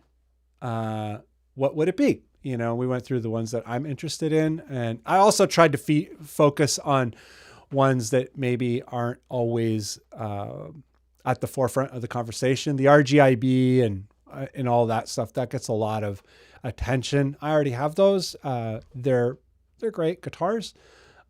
If I didn't have them, I would probably want them, especially the RGIB 6, the original era of them, which I was fortunate enough to grab one of those. Special guitar, you know, great guitar. But what is the last thing on your list? And also, you know, we just put this Balagar together. Whoa, how do I get rid of the? Sorry, Brandon, I've got your comment all up in everyone's face. I don't know if that bothers you. Hope not, but yeah, apologies. But yeah, looking at the Balagar thing, it's amazing. Like, that's a great price. I'm sure it's not going to be the exact. You have to probably put it through for a final quote or whatever. And there might be a little bit of fluctuation in the price. Don't expect the price on screen to be exact. It might be, but just double check. That's all I'm saying. But it's still in the ballpark to be able to configure a guitar like that. And I know that the Balagar stuff is well done.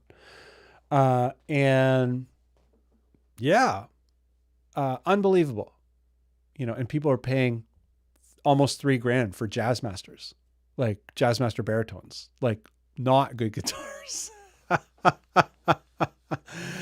That said, if you can find one and you just buy one and you're like, I love the vibe of this guitar and I have money, I can afford it, then it's not really a big deal. It's more of a big deal to people who can't afford it.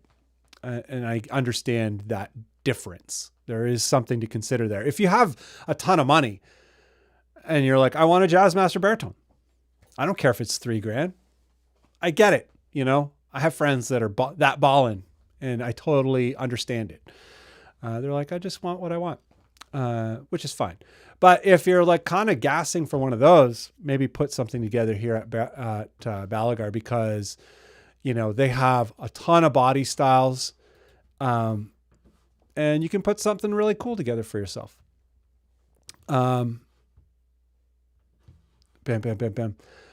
Music lover Cecil says you can switch the background color to get a better idea of the look on the Balagar site. When you're putting your custom guitar together, you know, if you want to see more contrast between the body and the background, you can change the background color of the actual thing. We can take a look at that. I can show you where that is. It's just this little button right here. Bam. So you can put it on a gray background, white background. it's all good. I guess this one would look best on a gray background. But yeah, Balagar is doing something kind of special with what they're doing.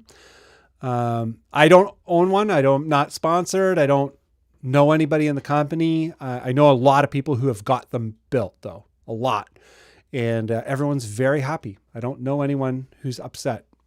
I'm sure there's somebody upset out there. There always is one. But yeah, they're doing a special thing. Gunky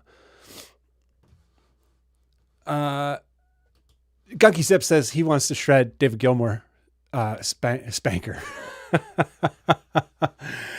Does that mean you need 24 frets, Gunky Zip? I bet you.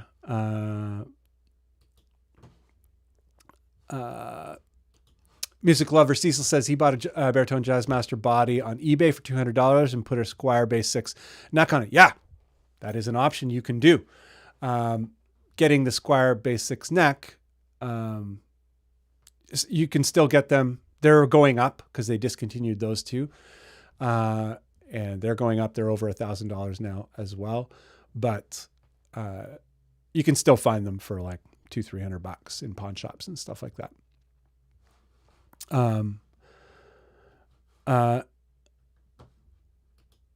Mikala Ali 0101. Yeah, that you only need 2 frets.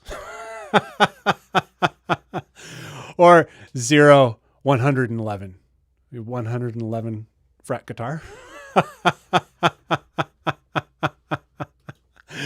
Mouse Does Music is trying to get me going. There's no hate in this body. It's only stoked. There's only stoked in here, Mr. Miles. My Death Crew brother.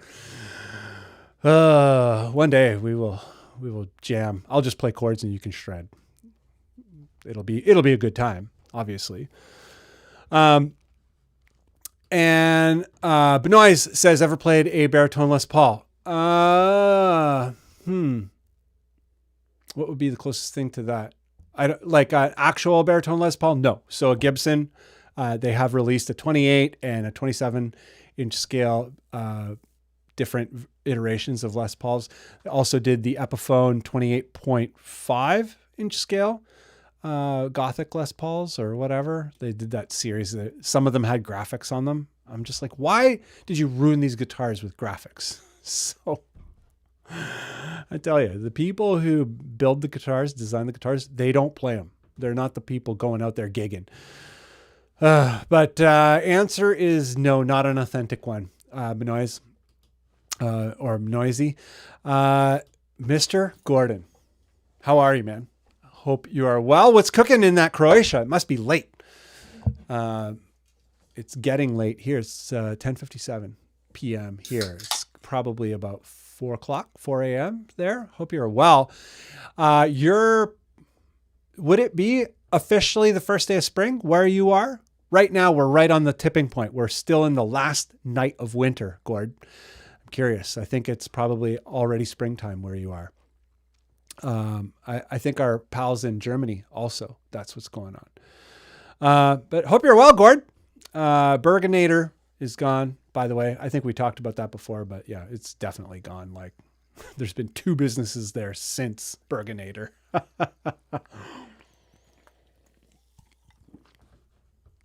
But yeah. So Death BB. Yes, I feel like Balagar is becoming, or Baliger is becoming the new Kiesel. But, you know, Baliger is doing stuff that I'm into. So I need to be really frank about this. Like, I think Kiesel guitars are amazingly made. Beautiful guitars, beautifully made guitars. I know people who have them that they're like, this is a weapon of a guitar. And they are. I have no doubt that is the case. The aesthetics of Kiesel don't make anything. I'm sure you could get it kind of configured the way that you like or whatever. But Balagar does it so easily. And you can configure like a classic looking guitar with really killer specs. And yeah, it's all good to go. So the thing that they have there is, if you don't want that super modern look, you can get a classic looking guitar with like really modern specs or modern appointments to it. And yeah, awesome. So in a way that maybe it's better, but you're right. It's like, it's finally like that level of good available in a more classic configuration at a great price. Very into it. I'll probably end up getting one done at some point, because yeah, the price is right. It would probably come out to about $3,300 Canadian, which is not too bad.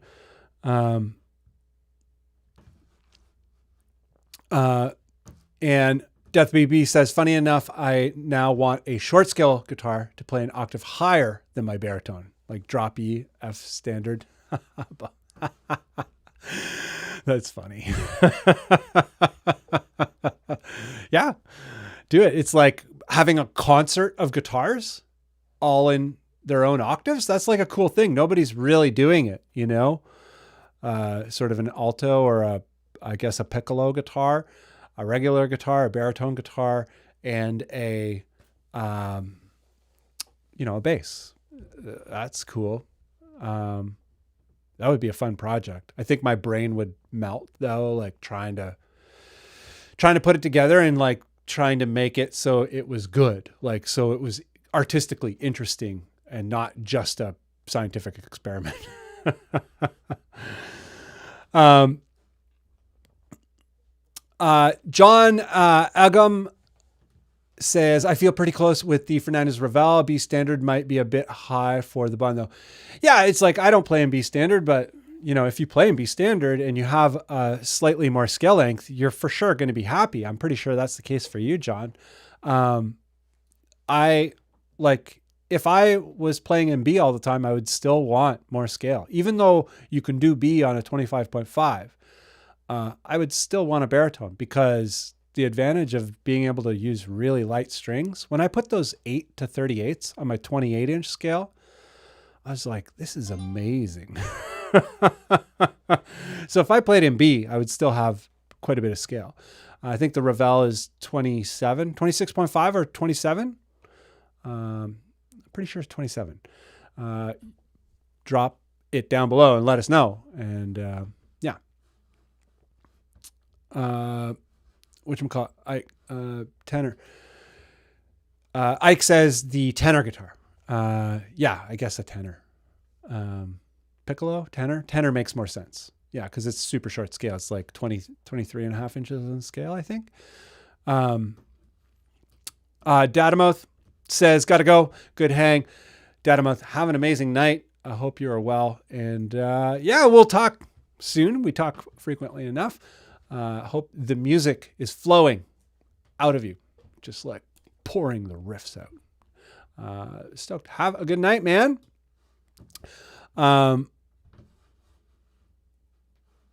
And Death BB said, spent $400 on my vintage modified Jazzmaster body and bass 6 neck, which might still be more than they are collectively worth.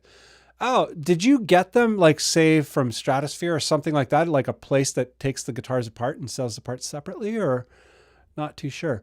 Where'd you get them? On Reverb, locally, on eBay? Like, that'd be interesting to know. Or from a pawn shop, not sure.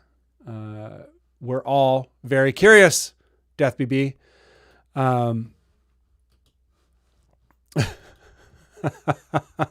Mateus is saying, order it, I dare you.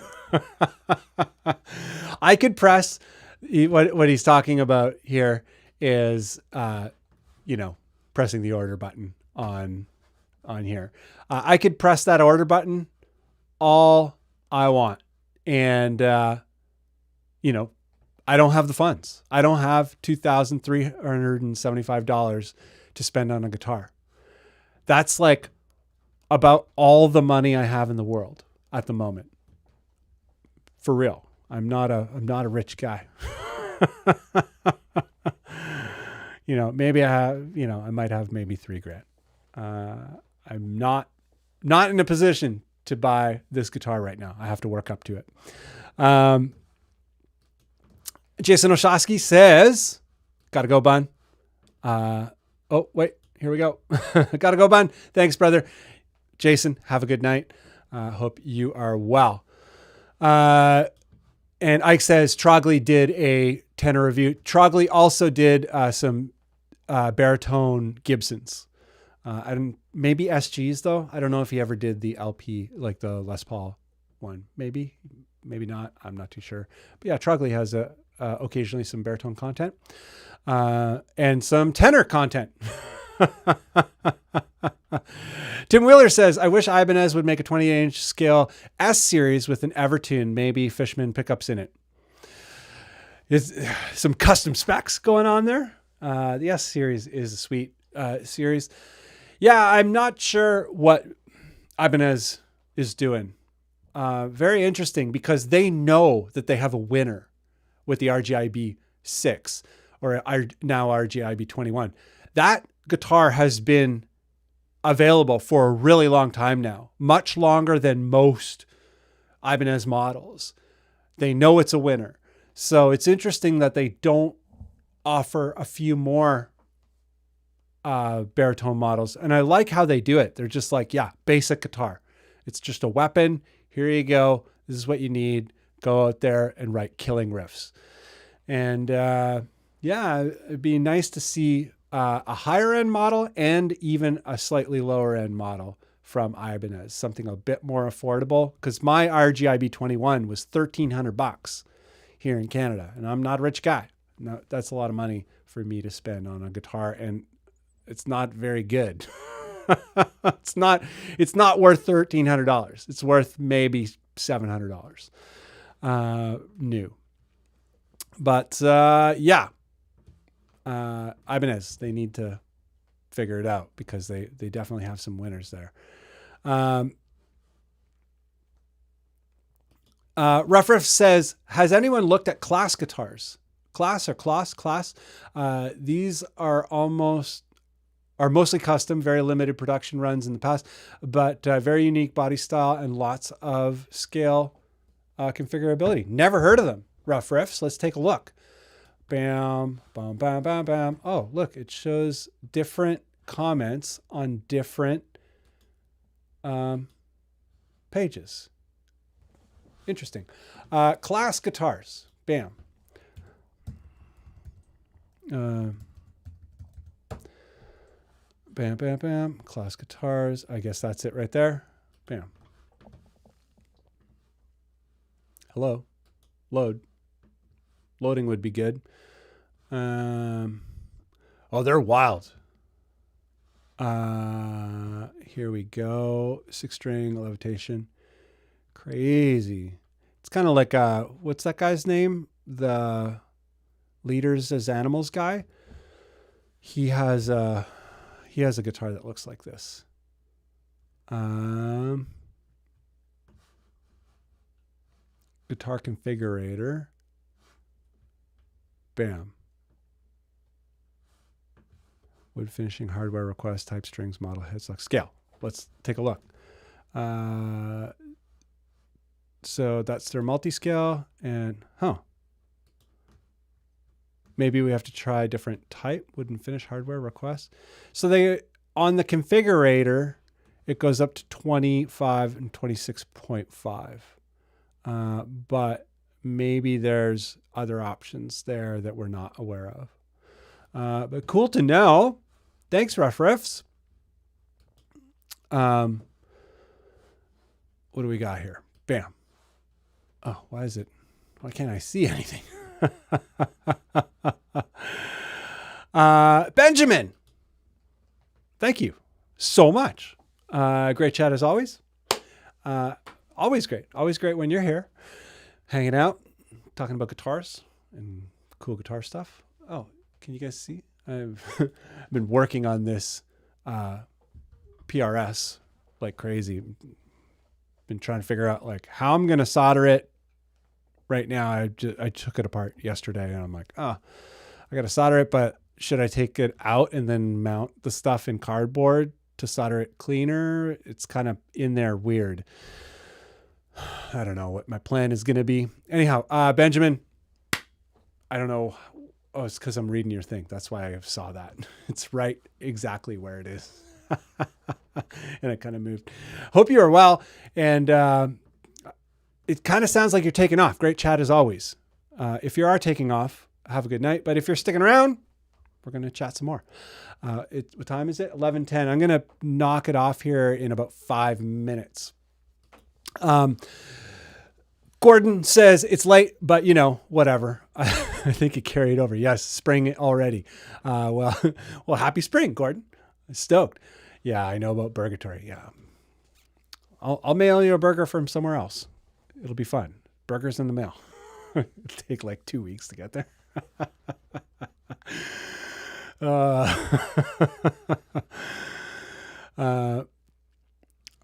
Mirko.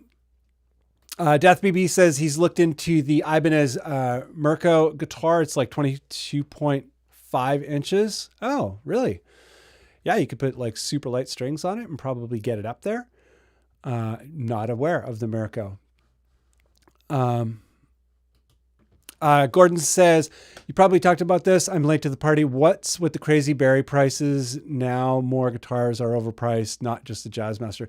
Yeah, because guitars are selling out everywhere, especially the ones that people really want. So scarcity is driving up the prices, and the manufacturers are slow to get new models out because a lot of stuff is done overseas, and COVID is just slowing everything down because all of those overseas manufacturers, they're still producing, but they had to change how they do everything so people don't get sick, because it's a lot more strict in Asian countries in terms of COVID guidelines. Like in the Americas and even in Europe, like there's a lot of kind of Yahoo, like we don't give an F, we're free, we're just going to do whatever we want kind of thing going on. But in a lot of Asian countries, it's super strict. And there's severe consequences if you don't follow government guidelines. So, which is good. Like people's health, is a priority, and there's nothing wrong with that, but it slows everything down. So, but even in the United States, I think like the Gibson and Fender factories are either have shut down for a significant amount of time, or operating at very low capacity. So, this is the thing. And it's driving prices up because new models are not coming out, and all of that, it is the way of the world. And the world is more expensive. Everybody in Asia makes more money now. So if even in China, the cost to produce something in China is not very low anymore. It's quite high. We're going to see a bunch of manufacturing move to Africa. And then once Africa catches up in terms of the standard of living, different countries in Africa, it's not going to happen all across Africa, but in select countries in Africa, we're going to see some of that kind of stuff happen in there, where the prices will be pretty good for a little bit again. But once they catch up, then the world's global economy will kind of neutralize and things won't be able to be super cheap anymore. But hopefully overall global economy strengthens, and everybody has a little bit more money to spend.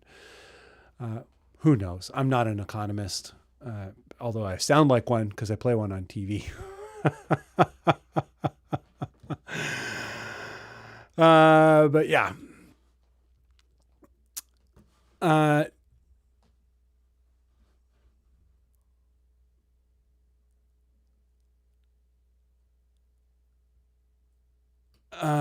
Gunky Zip says, 2 years ago, I was into the brush distressed ash Jackson guitars. Now the fad is crackle. I had a crackle guitar in 1990. We're suckers to trends. What is up with the burnt maple necks? The roasted maple is really nice. I'm not sure what the burnt maple, like maybe they're actually doing like burn marks on it or something, if that's what that means. I'm not sure. But if it's roasted maple is actually a nice material, especially for a fretboard, because it's hard. The density is there, the hardness is there, all that kind of stuff. Nice material for a neck material. And it's dark. You know, you can do it so that it's dark and kind of get that rosewood kind of vibe out of it, sort of. Not really. It's very light compared to rosewood, but there is light rosewood though, too. But yeah, the trends are weird. I try to stay away from all of the trends. Anything that is trendy in terms of finishes and aesthetics, that way I generally not on board. There are maybe a few things every now and then where I'm like, that's just fun. And I'm like, you know, I'd like to get a fluorescent green, everything fluorescent green guitar. Why not? But like, I probably won't.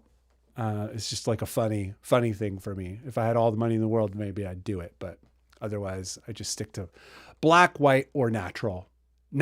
And when I say natural, I don't mean like flame or nothing like that. Just natural grain, nothing fancy.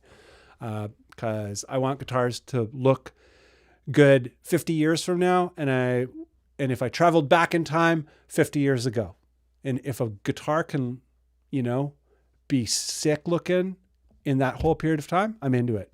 Give me that guitar.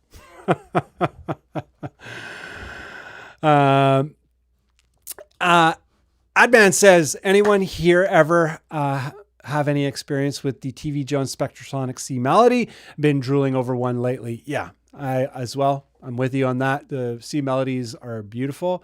They started doing like flame maple tops and stuff on them though, which is interesting.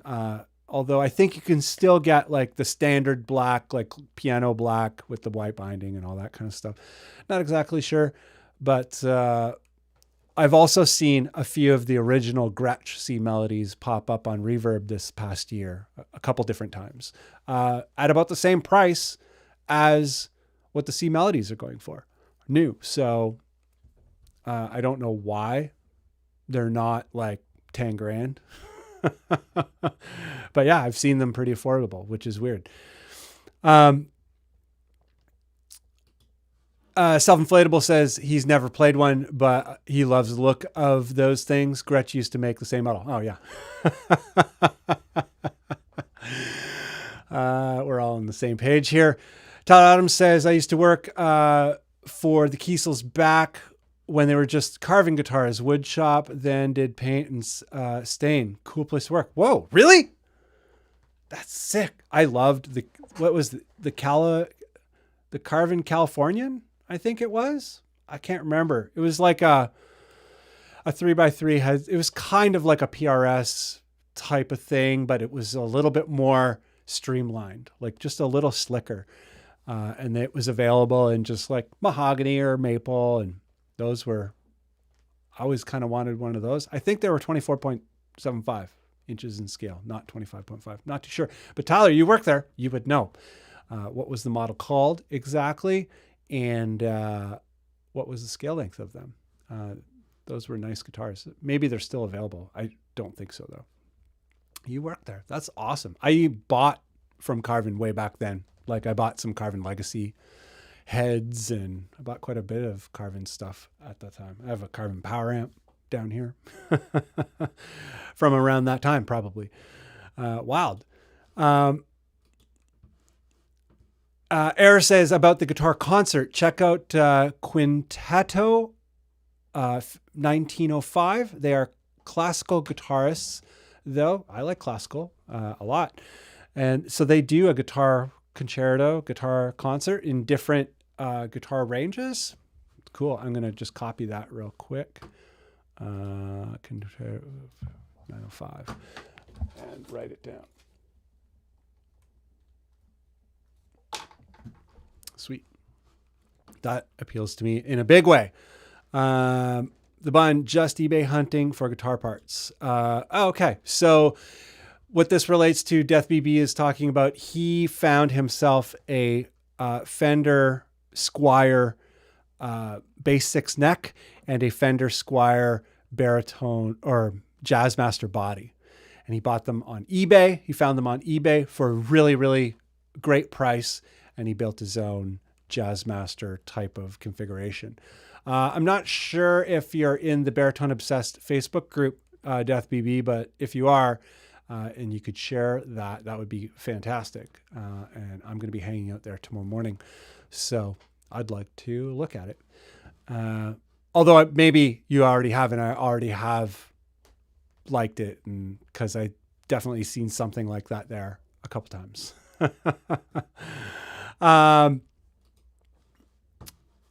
Ike, you got to go. Yeah, we're going to shut it down here too. It's getting super late. Have an amazing night. Thanks for hanging out.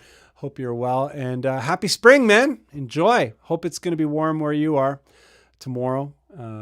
It's supposed to be really warm here. So yeah, enjoy. Have a good night, man.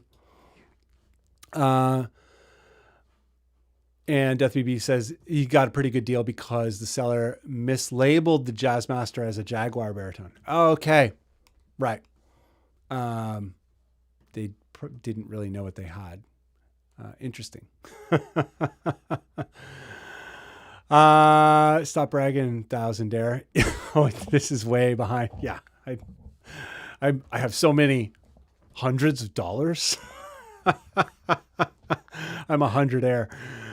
Whoa, I'm way back in the chat here. Sold some stuff. Okay. Guys, Bunn, you're in the group. I'll share my build for sure. Yeah. Bam. This is at the very end of the thing. Still trying to leave. You'll get there, Ike. Death BB, we'll see you in Baritone Obsessed tomorrow. Reed, I should have sold some stuff to finance the Squire Jazzmaster when I could have got a used one for $350. Yeah. Didn't see that coming. Nobody saw that coming. It doesn't even make sense. It still doesn't make sense. So you're not crazy, Reed. Not at all. But guys, I'm going to shut her down. I usually do a little CTA at the end, but I'm tired and my voice is not going to hold up. Oh, sorry. I'm going to put this up here because this is important. Oh, there we go. Error has a edit here. It's Quintetto 1909. If you're interested in the guitar concert, guitar concerto, guitar, like multiple concert positions of the guitar type of thing, this is the project if you're interested in listening to that. Not 1905, 1909. So yeah, I'm going to take off. I'm going to leave it there. If you're interested in helping the Bunn out, you know all the ways to do that. I'm not going to go through it again. You guys are smarter than I am. All the people who did help out tonight with super chats and whatnot, thank you very much. Unbelievable. These chats are always super fun. And now that we can get the comments up, it makes it so much more slick. Like we can actually have a conversation that you know what's going on. Although I seem to be very slow. But I thank everyone for participating and also, hanging out with each other, talking with each other in the chat. That's what it's all about. Community. Baritone Obsessed Facebook group. If you want to kind of keep the conversation going, you do have to answer some questions to get into the group, but they're very easy. And if you answer the questions, you will get automatic access. And it's a great way to make friends in this world and also share what you're doing and get tips, share your tips, all that awesome stuff. It has contributed greatly to mine and many other people's wisdom. But I'm going to shut her down. Have an amazing night. Happy spring. We'll see you next week. It's going to be Nick Hill's live stream tomorrow night on his channel. Nick Hill live streams at 9 p.m. Central Time, I believe. Yeah, I think 9 p.m. Central. Gear Stuff and Things, 8 p.m. I think 8 p.m. Eastern Time. It's so many time zones. It's so weird. 8 p.m. Eastern Time, Gear Stuff and Things live stream on Sunday night. And then Nick Hill and I, we do a band listing on Wednesday. Yeah, hope you guys have a great weekend and hope to get some produced content up maybe this week. And more live streams, of course. But have an amazing weekend, an amazing night. Thank you for hanging out, and be well with wicked riffs.